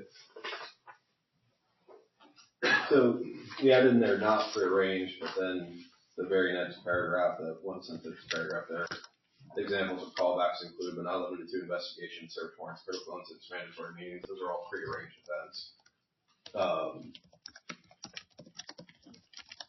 So in one part of it, we're saying the events that are not prearranged, and then we're giving examples of callback examples that are all prearranged events. So we probably say. Update the example. But maybe even, I guess it would help to understand what the purpose of what the town is looking to do with that article. Because almost all the examples of the callbacks, short of critical incidents that are listed, those are all prearranged. Captain, DC? Yeah, I'm not sure I mean, as far as investigation, search warrant, those are designed for the call-outs that you have that you can't plan for, right? So that I would say those are not prearranged. The only thing I would say is a mandatory meeting could be prearranged, if it's done in enough time. But it gets into, all right, well, if I tell somebody, if I tell an officer in a month, you have to work event A, right? And that's an event that you're not scheduled to work, so that now becomes part of your schedule because you've been scheduled to work that event. That's not necessarily a callback for that perspective. So the section 28.8, the change there is to add the word not. Mm-hmm. Because before it said prearranged, which is totally not correct. The not made it under the old. I think that was an oversight in the last contract. I think originally it was designed to say, I think an extra word got added in there. But that is my understanding. So that was correcting what was discussed at the time. If I could make a suggestion on this, from back pay to whatever it is number that you guys collectively agree on, and call it 4-hour minimum pay. The word call back causes a lot of confusion in people's minds. So refer to it as a 4-hour minimum. Change the name. Call it hamburgers and ketchup. I don't know what. No, like what you thought, like, I'm not calling you out. I told you to come in 6 days ago. I'm not calling you out. Yeah, I think that it's just a 4-hour minimum. Whatever it is you agree on, use the name of it. Because it's Okay. So what I did is just made a note here that we need to work on 28.8. Right. And not opposed. I think we would be open to doing something like that because the purpose of it is to establish that 4-hour minimum. So why don't we just call it that instead of calling it something else? But would it still have the not? I was about to say, but when does it apply? And that's the question. That's the question. I think it would apply anytime you're required to come back to work outside of your normal hours. So that's the issue. So would we get rid of the examples? Yeah. I think at that point it's just We'll work on something. All right. All right, so 29. All right, so I have no changes on 29. 29 is TA'd. All right, 30 is wages.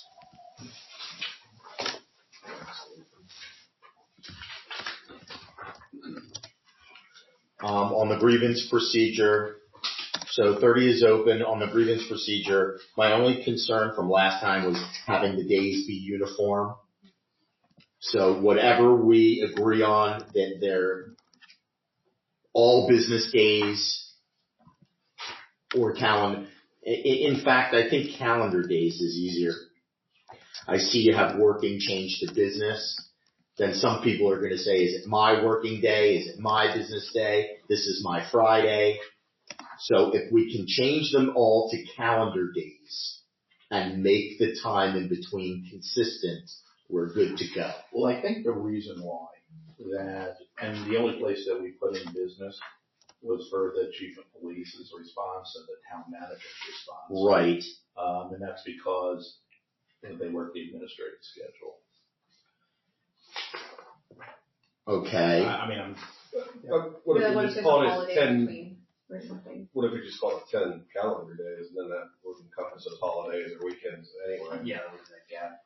We're talking about a grievance, difference for us from 7 to 10 days. As long as we're getting a response in 10 days, I think we'd be fine with. So. But it's fine, but you don't want to wait it. If I'm on the 11th day, I got a problem. So I think what we were trying to do here is because the current contract with respect to the chief of police and for the town manager says working days. Right. And so. Right, it's their working days. Right. I don't care, as long as it's easily understood. I just think we've used calendar days before in the contract earlier. The earlier kind of dictates the later. Just for uniformity, I'd probably want calendar across the board so it's clear. The grievance procedure is our issue and it's our pitfall. And if I miss one, I'm stuck. So I want it to be easy.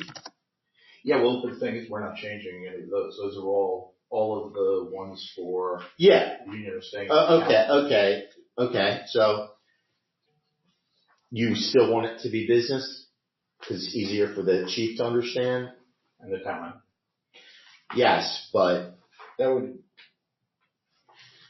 earlier in 31.4, tell me when you're there. I'm here.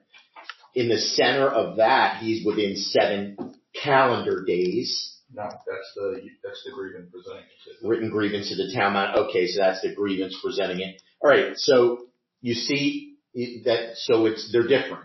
Yes, no, they're different.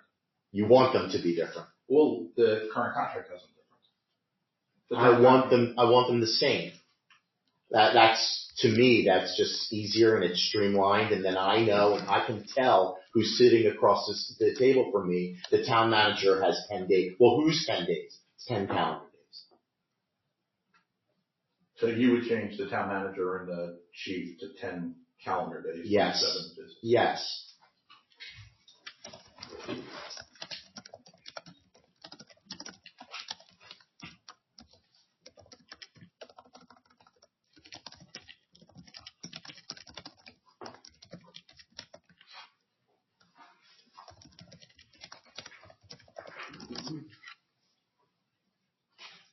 I see everything is still 7, so we're leaving it 7, or we're changing the chief and the town manager to 10. Well, no, our proposal was to have 7 business. I know, but do you want, since we mentioned calendar, do you want it to be 10 now? No, I'd rather have it as 7. Okay, alright, so you want to leave it there. Okay, so it's not 10, it's 7 across the board. Right, 7 business. Well, I like calendar. You guys may think we're splitting hairs, we're not. No, yeah, I get the point of it. Yeah. Actually, I don't. Honestly, I don't. Well, because the thing is that it's not changing anything that you all do. I mean, you all will continue to. It gives us less time to file the grievance than it would for you to respond to it. You would have more time to respond and you would have to file. Well, they already do. I mean, the thing is that if we just left it the way it is, it currently says 7 working days.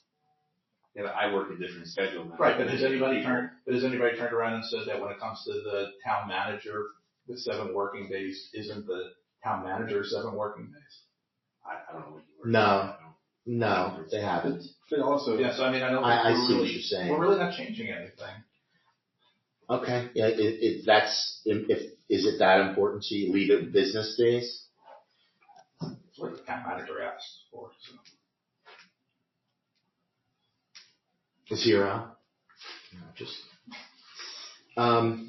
Okay, well, either one, it's not a deal breaker.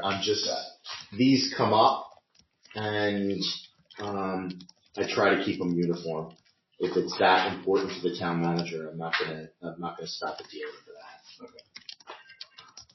So you can TA it as it is. I see how you say those are really their deadlines. Yeah. You see what I'm saying before it's their deadlines? Yeah. Yeah. I actually.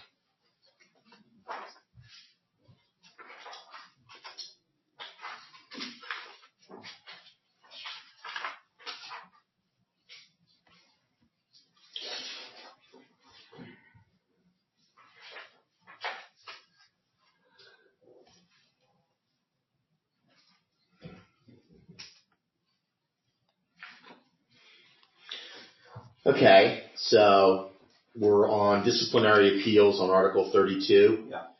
So you have a mixture of business and calendar days. Yeah, I tell you what, on 32, let us take a look at this one. Thanks, because that one matters. Yep.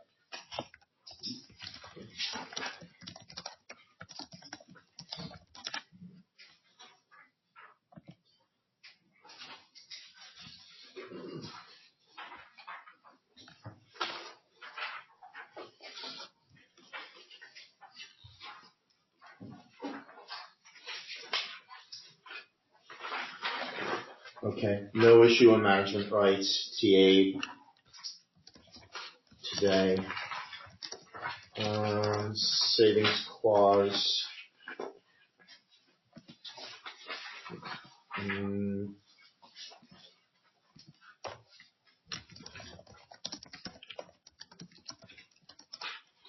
Okay, you really had no changes there. You just put calendar days. Yeah. Okay. So we can TA that as it is today. Employee advisory group. Have we been using them? Yes. Yeah, we do.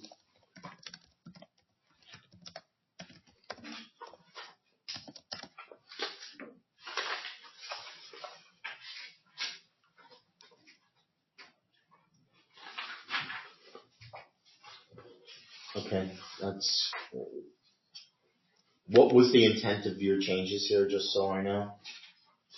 Purely to clean it up. Just to clean it up? We didn't change anything in substance. No. No, I didn't think we did. Okay.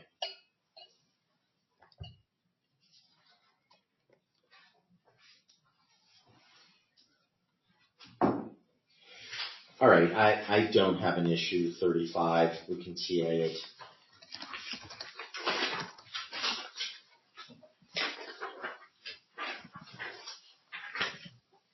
Is the drug-free workplace based on reasonable suspicion? Is that how we're testing? Is it reasonable suspicion? That was just a question that I have a note that I made. As opposed to whether we're doing random. The only thing we have is not is post-accident, post-crash vehicle determined to be at fault in a crash. Post-crash. What's a crash? It's reportable like state guidelines. It's a crash. Okay, so I smash into the bumper in the front of the police department, not a crash. If you smash into what? The little parking thing, and I make the no one reports those crashes. It's whatever's reportable in the state is a crash. Which is $500 a day. $500 a day. And you have to be at fault. So if you're not deemed to be at fault, you're not. So there's a crash review board before to determine if you're at fault? No, it's based on the investigation, the investigator's determination of fault. Have we had any issue? No issue. So, but just to clarify, what we do now is if an officer's involved in a crash, another officer or a traffic officer will come and investigate that. A supervisor will respond, and that's when those decisions are made. The investigator, whoever investigates the crash, is going to say who's at fault, and the supervisor is going to determine an estimate of the damage. Obviously, we're not body shop mechanics, but is it a little bump with a scratch? Or is it higher or lower than $500 worth of damage? Yes, the determination is made on scene. I haven't heard any issues. Other than post-crash, it's reasonable suspicion? Okay. With that proviso, no issues.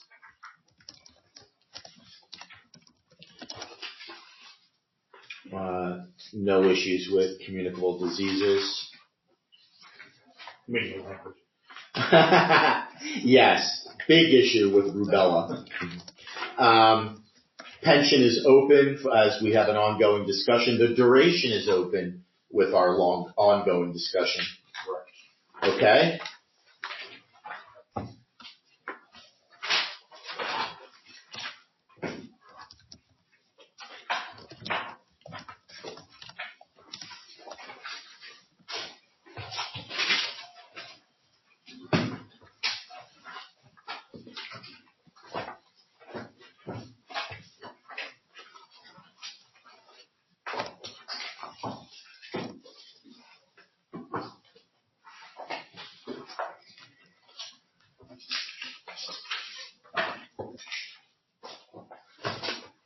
I had a question if we're done with the TAing stuff for now.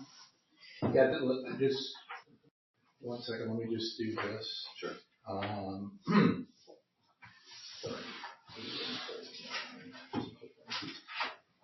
So what I show is still open then is Article 7, Article 11, Article 13, Article 15, Article 16, Article 21, 24, Article 27, Article 28, Article 30, Article 38, and Article 39.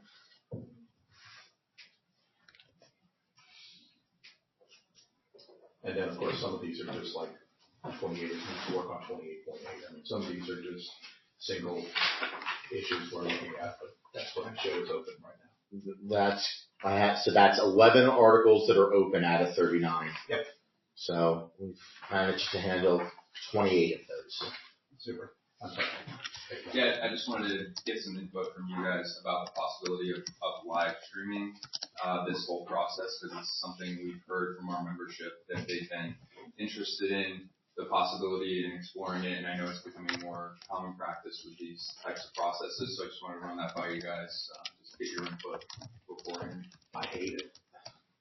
And here's the reason why, is because a lot of getting contracts done, especially when you get down into the gritty, is being able to have, those heart-to-heart conversations with each other. And my experience has always been is that when the cameras start rolling, people start playing the cameras.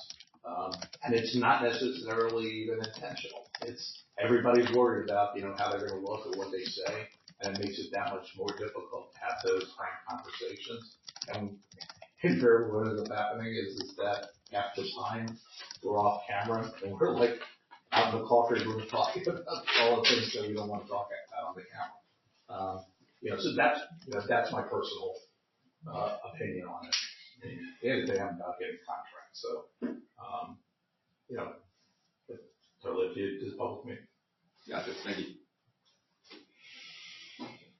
What's your pleasure? Give me a couple of minutes. Let me talk to them. Okay. We will step out. Okay. Alrighty.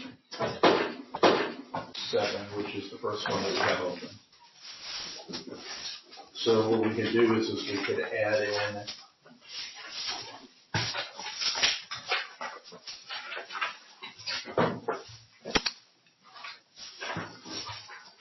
a new 7.5. Mm-hmm. And we can put the language in there about allowing the meeting to allow members to use a union time pool for FMLA. Which is, you all haven't given us the actual language that you wanted to use, but we can go ahead and put it there. Would you be agreeable to what you're proposing? All right, so we agree in spirit. We just need to hash through like the specific language. You don't need me to give you the form anymore, the PBA form. We're still going to Yeah. No, we need the form so that this Okay. way we can get it out to the troops so that they can go ahead and sign up. So that's separate and apart from the language. What do you want this to say? What do you all want to say? What did you want the spirit of it to be? That it can be used for FMLA? Right, that was what you're asking for. Yeah, I guess I'm not sure about. I get the intention on the FMLA thing because it could be, injury, helping, family member. Well, why don't you all do this? It was your proposal. Yeah. We're amenable to doing what you want on it. Why don't you all figure out whatever language and whatever parameters you want and flip it over to We us. can do that. Okay, so leave that open for now. We're going to discuss the specifics of it. But I think we're there in terms of the intent of it. Sounds like. Yeah. Yes. Okay. Yes.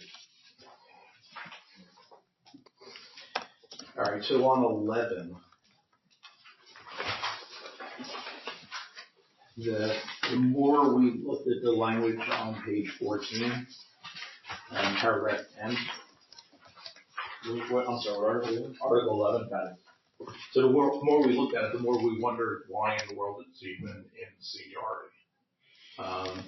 And basically what we're trying to add in is something that is arguably covered by the SOPs. Why don't we just take out paragraph 10 and just follow the SOP? Because it really doesn't even belong in seniority. All right, so you're talking about deleting all of 10. Yeah.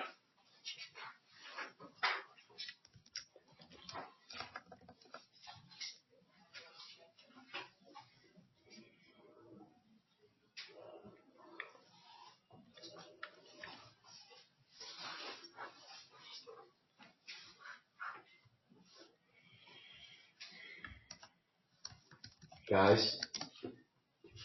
Yeah. Became a new supervisor. Thoughts on it?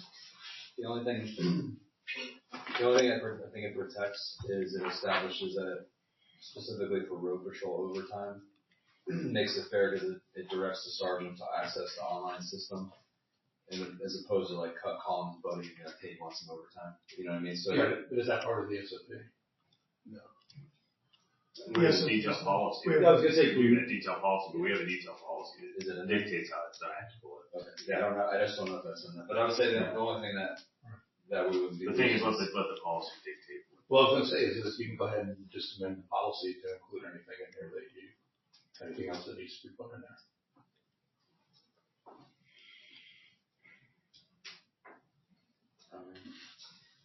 I mean, it's not even really, it's not even really, it doesn't refer to it's not even seniority really at has all. nothing to do with seniority. Yeah, it definitely doesn't belong here.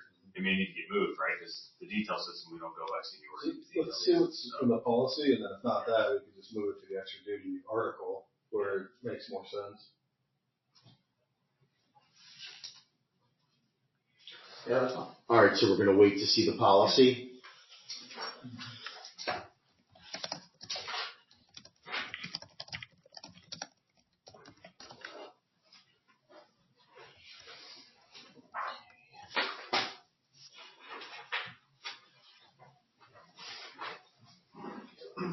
All right, on 16, the issue was 16.3, and trying to determine why that language is necessary. And looking at it closer, basically what this is saying is that if you take a vacation, so like you take a 2-week vacation, the holiday falls in that vacation, you don't get charged vacation for the holiday. Okay. So we can just say that. Yeah, say, so if I take a vacation for Christmas Day, I'm not charged vacation day, it's just time for time. It's just a code. Yeah. Yeah. Right, and it does say in there that also that, the regular days off before and after, like the regular day off isn't charged to the vacation anyway, is it? Or need policy. Yeah. So I get that sentence, and the next one, up to 3 weeks of accumulated compensatory time may be added to a member's vacation. What does that mean? Yeah, so that's the current language, is that, as I read this, is that if you go ahead and you take vacation, you can also use up to 3 weeks as part of that time for the block of time you're taking off. So let's say you want to take off 4 weeks. You can use 1 week of vacation and 3 weeks of comp. So, am I reading that correctly? So is there a limit to, paid time off you can be away? Is that what we're saying? It looks like it says that the 3 weeks of comp time can be added to your vacation. So I'm not sure if that's the vacation bank or the actual vacation time. Kristen, do you have experience with that? That paragraph has always been confusing to me, so I have never had any clear explanation as to what any of that meant. What's the threshold where it becomes a leave of absence? I don't know what that number is. Well, because this is pertaining to vacation, like actually taking a vacation for a vacation reason. But is there a cap to how much time we could be away on vacation and comp? Oh, yeah. Is that what? So if I wanted a month and a half off, I could take 3 weeks of vacation, 3 weeks of comp. The sentence to me is weird in there because why wouldn't we be able to take 3 weeks of comp? Yeah, that's why I'm wondering if it's added to your vacation bank. It doesn't mean any. That wouldn't make any sense to move a comp to vacation. Right. Yeah, it doesn't make sense, right? Yeah. Yeah. So basically the same 3 weeks capped for comp. It's almost I don't know what that sentence means. I don't know if it Yeah. applies. If there's a limit. Yeah, and that's, so basically we read 16.3 and tried to make it make more sense. Yeah. Alright, how about we do this? Get rid of it. Let's just take it out. Yeah, sounds good. Yeah. Everybody take it out? Yeah. Alright. So just that sentence, right? Yeah, all the 16. Well, 16.3 is coming out. Okay. Alright, and so does that then give us a TA on 16? I think it does. Yes.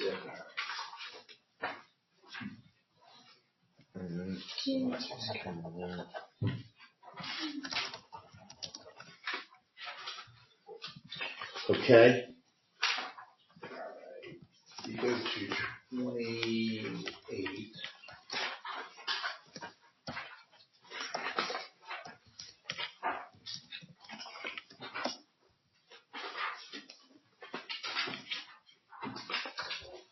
So on 28-8, I think after talking about this for a while, what we propose is to leave the not prearranged and take out the examples.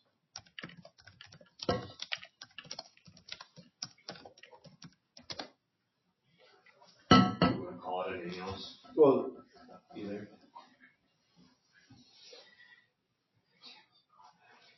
I like the 4-hour minimum pay. if you're off shift, you head home or doing whatever you're doing and you get called back in, that should be guaranteed. So what about let's say I'm a detective and there's a case that comes up and we have a search warrant the next morning. My shift starts at 7, but I'd be here at 5. Would that fall under, even though it's prearranged, but it's still like within 12 hours? So that under the language as proposed, it would not. So we wouldn't be agreeable to that because that would be a far change from what we're doing now. So currently you're getting that 4 hours minimum. Yeah, but scheduled at 7, but I'm coming in at 5 for a search warrant. We're putting it in and getting a 4-hour minimum. So what happens, so for example, let's say you have a meeting that was scheduled, 2 weeks out. Would that apply as well? I believe so, yes. Yeah, 4-hour call in. Yeah. And that's what the examples indicate, which is why the language makes sense to say not prearranged, because all the examples are prearranged. Examples that would constitute a callback. So kind of going back to changing that language of just saying, if you have to come back to work outside of your normally scheduled hours, that's a minimum of 4 hours.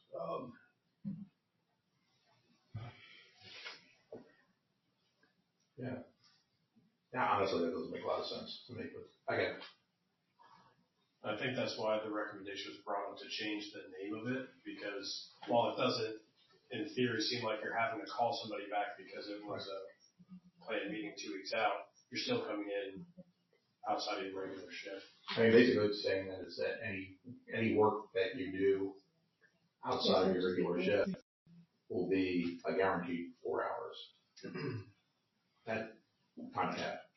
That's been the way it's been since I've been here for 20 years. Yeah. And then the next paragraph talks about that, where a member's normal shift begins at 5 p.m., however, pre-scheduled training begins at 3 p.m. The member will submit an additional 2 hours that will be considered hours worked.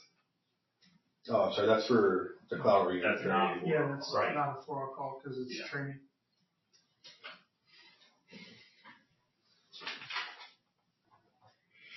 So to remove those examples would mean to say, if we have a supervisor meeting and I'm coming in, that meeting might only last an hour. So what the town would like is for me just to be paid an hour of overtime and not the 4-hour minimum.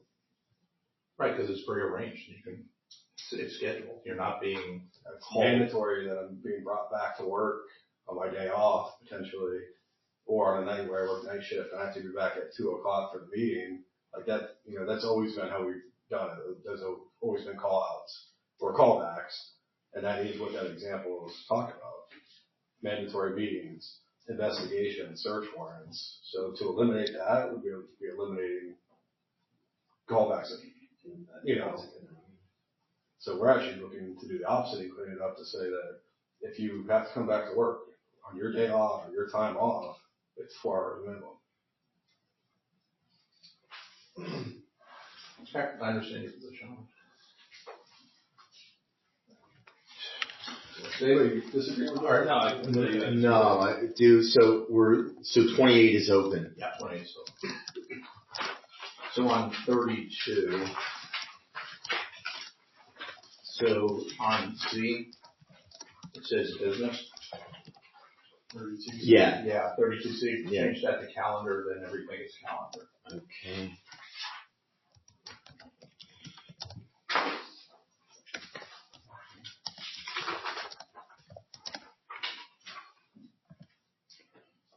I'm not trying to call 31.3 says business. And so does 31.5. Oh, okay, I'm sorry. Yeah. All right. So I didn't see this in your list of ones that we had in TA, but maybe I missed it. All right. That's the only change. Right. This is when we said that you wanted to make sure that it was all the same. Right. So go ahead and TA that. TA 32. Yeah.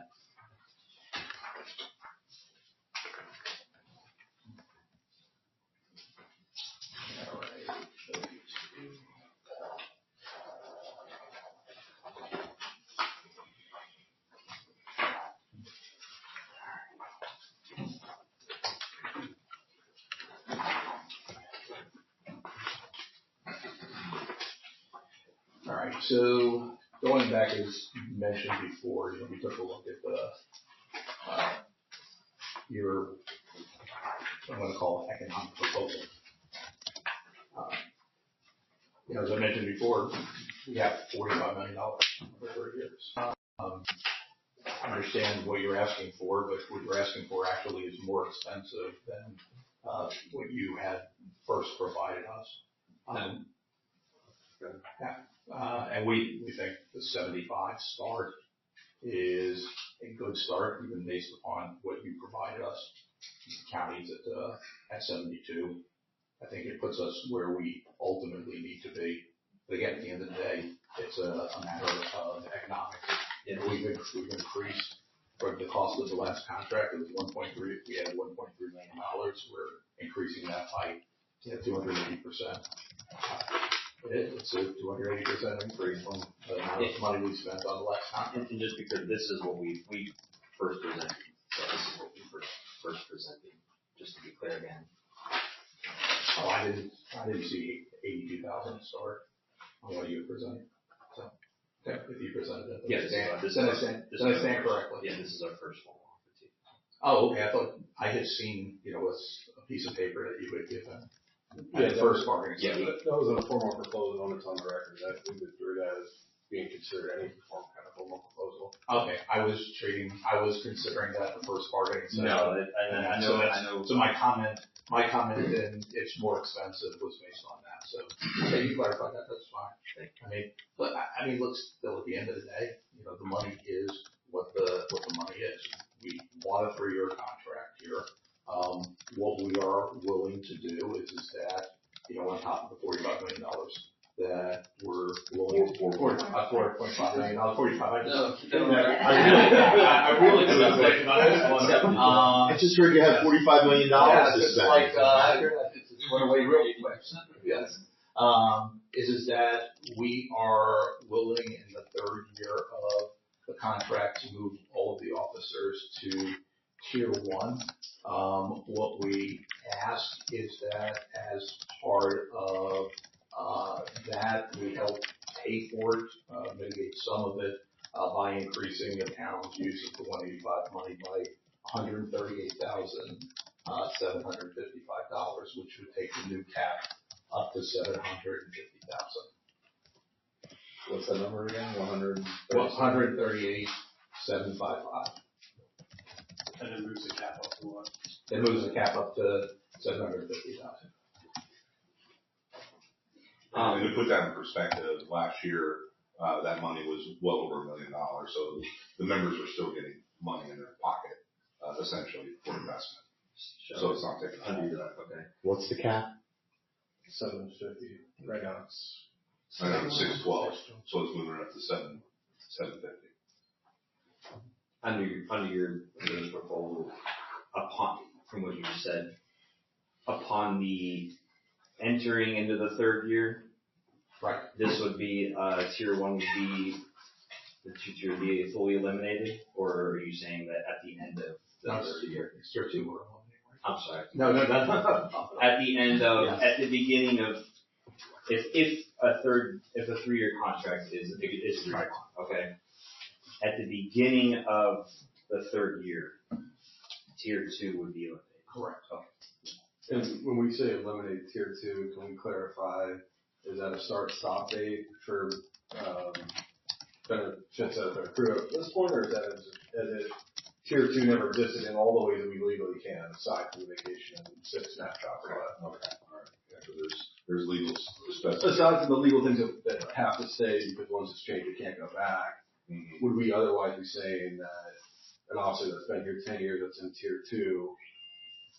Here's what you're asking for the retro, and I'm going to preface that by saying I want to go back and review our actuary review on that.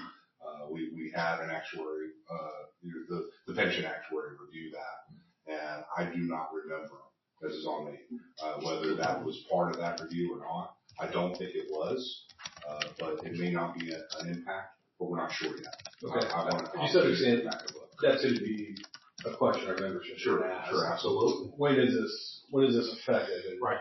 Sure. Is it as if tier 2 never existed? Right now, the way we're looking at it is it will be a clean break, start year 3, no retro, but I'm going to go back and look to see if it's part of the evaluation that we had done. And was there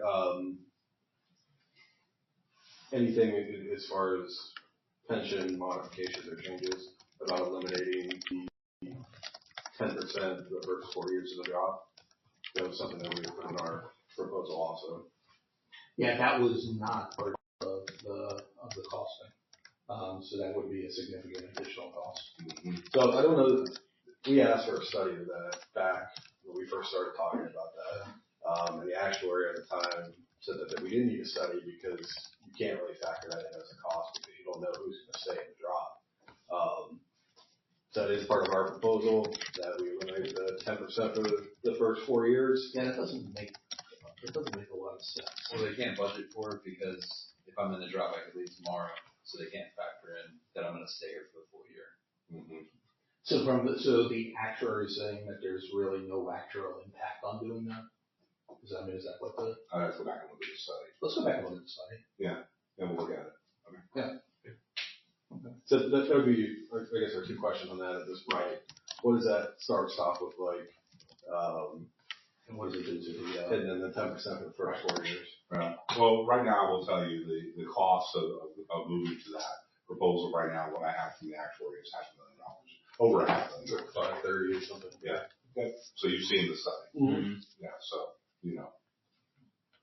So that's on top of the money that we've already been talking about. So what we'd like to do as far as the implementation of it, to do it as a memorandum of agreement that we would do simultaneously with the contract, and not clutter up the contract with all kinds of pension language and implementation language that we're already having to take out again. I mean, we'd refer to the MO, the contract, the body of the contract would refer to the MOU as an appendix or something like that. We could do something. I mean, the thing is that we could make sure that, I know why you want to make sure you have the protection. And so we would figure that out. That would be my question. Is the MOU just as binding as a contract would be? Absolutely. Yeah.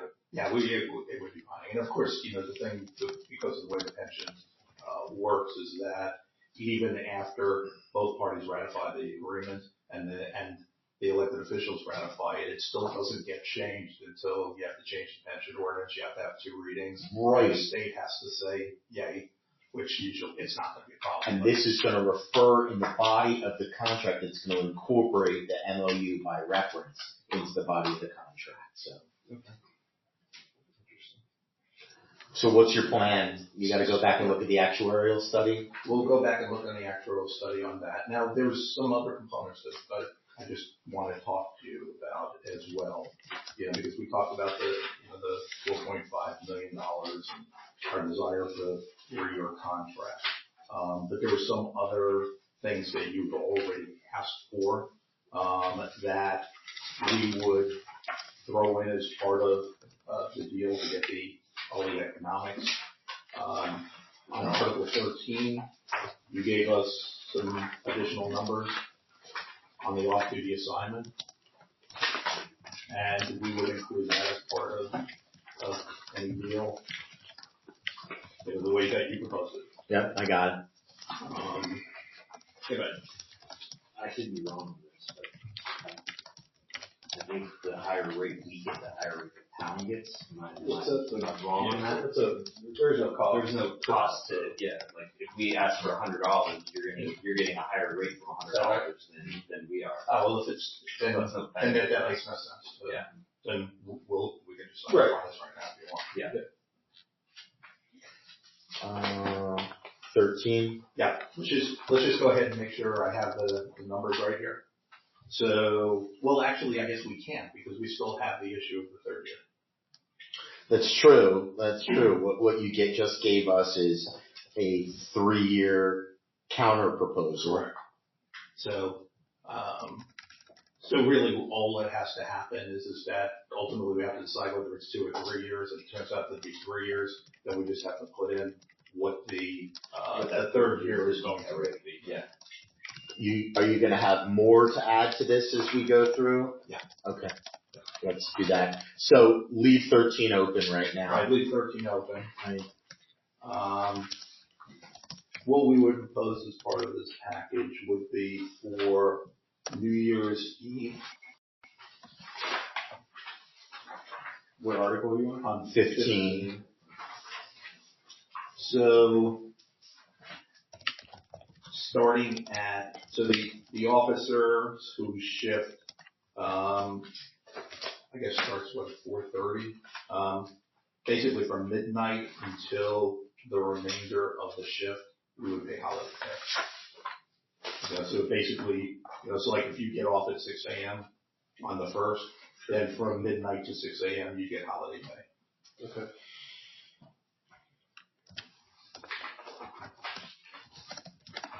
Okay. I think that kind of encompasses what we're trying to do. It Right, does. compensate those guys Right. No, that are. yeah. On Article 21, insurance. But this is a package of sorts. Okay.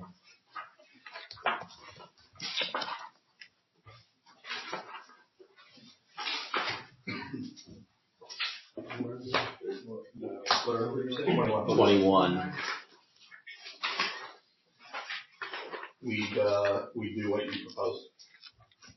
So we go to it would say in addition to the current $250 per month instead of $100, we would change the $5 to $15, and we would change the 150 max to 350.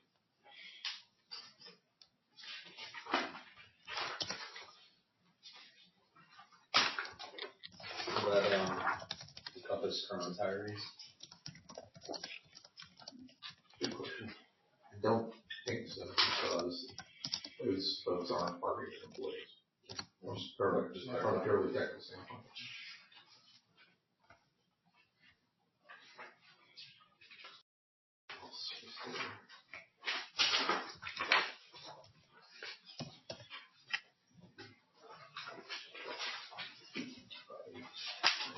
We cover retention, so I believe that's it. So everything not just addressed with that from hours is rejected. Correct.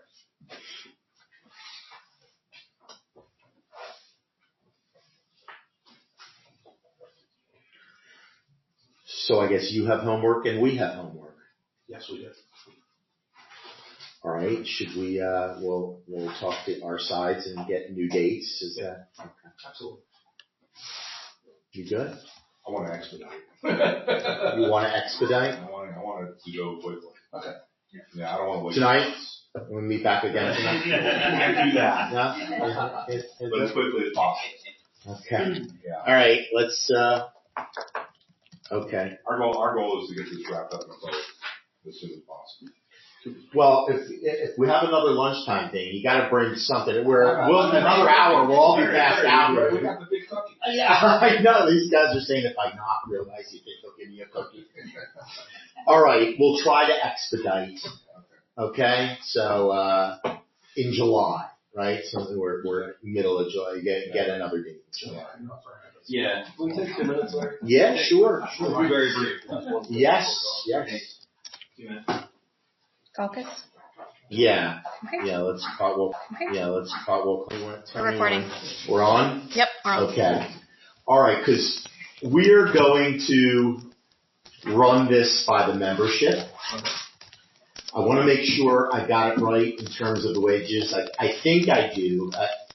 Your wage numbers and hours have not changed. Did I get that correct? That's correct. Okay, there's no movement from you on those. In the third year, we're going to incorporate in a potential pension tier merger. Correct. In exchange for parts of the 185 monies. Yes. And some of these other sundry items, the insurance, are sprinkled in. Correct. Am I there? You're there. Okay. Questions? Okay. I think we should talk to each other's offices and get a date so that I can get a member meeting before that. Okay. I'll go as fast as I can. We will as well. Okay. All right. Super. Anything from us? Thank you all. Thank you. Good to see you. Thank you. Thank you. Appreciate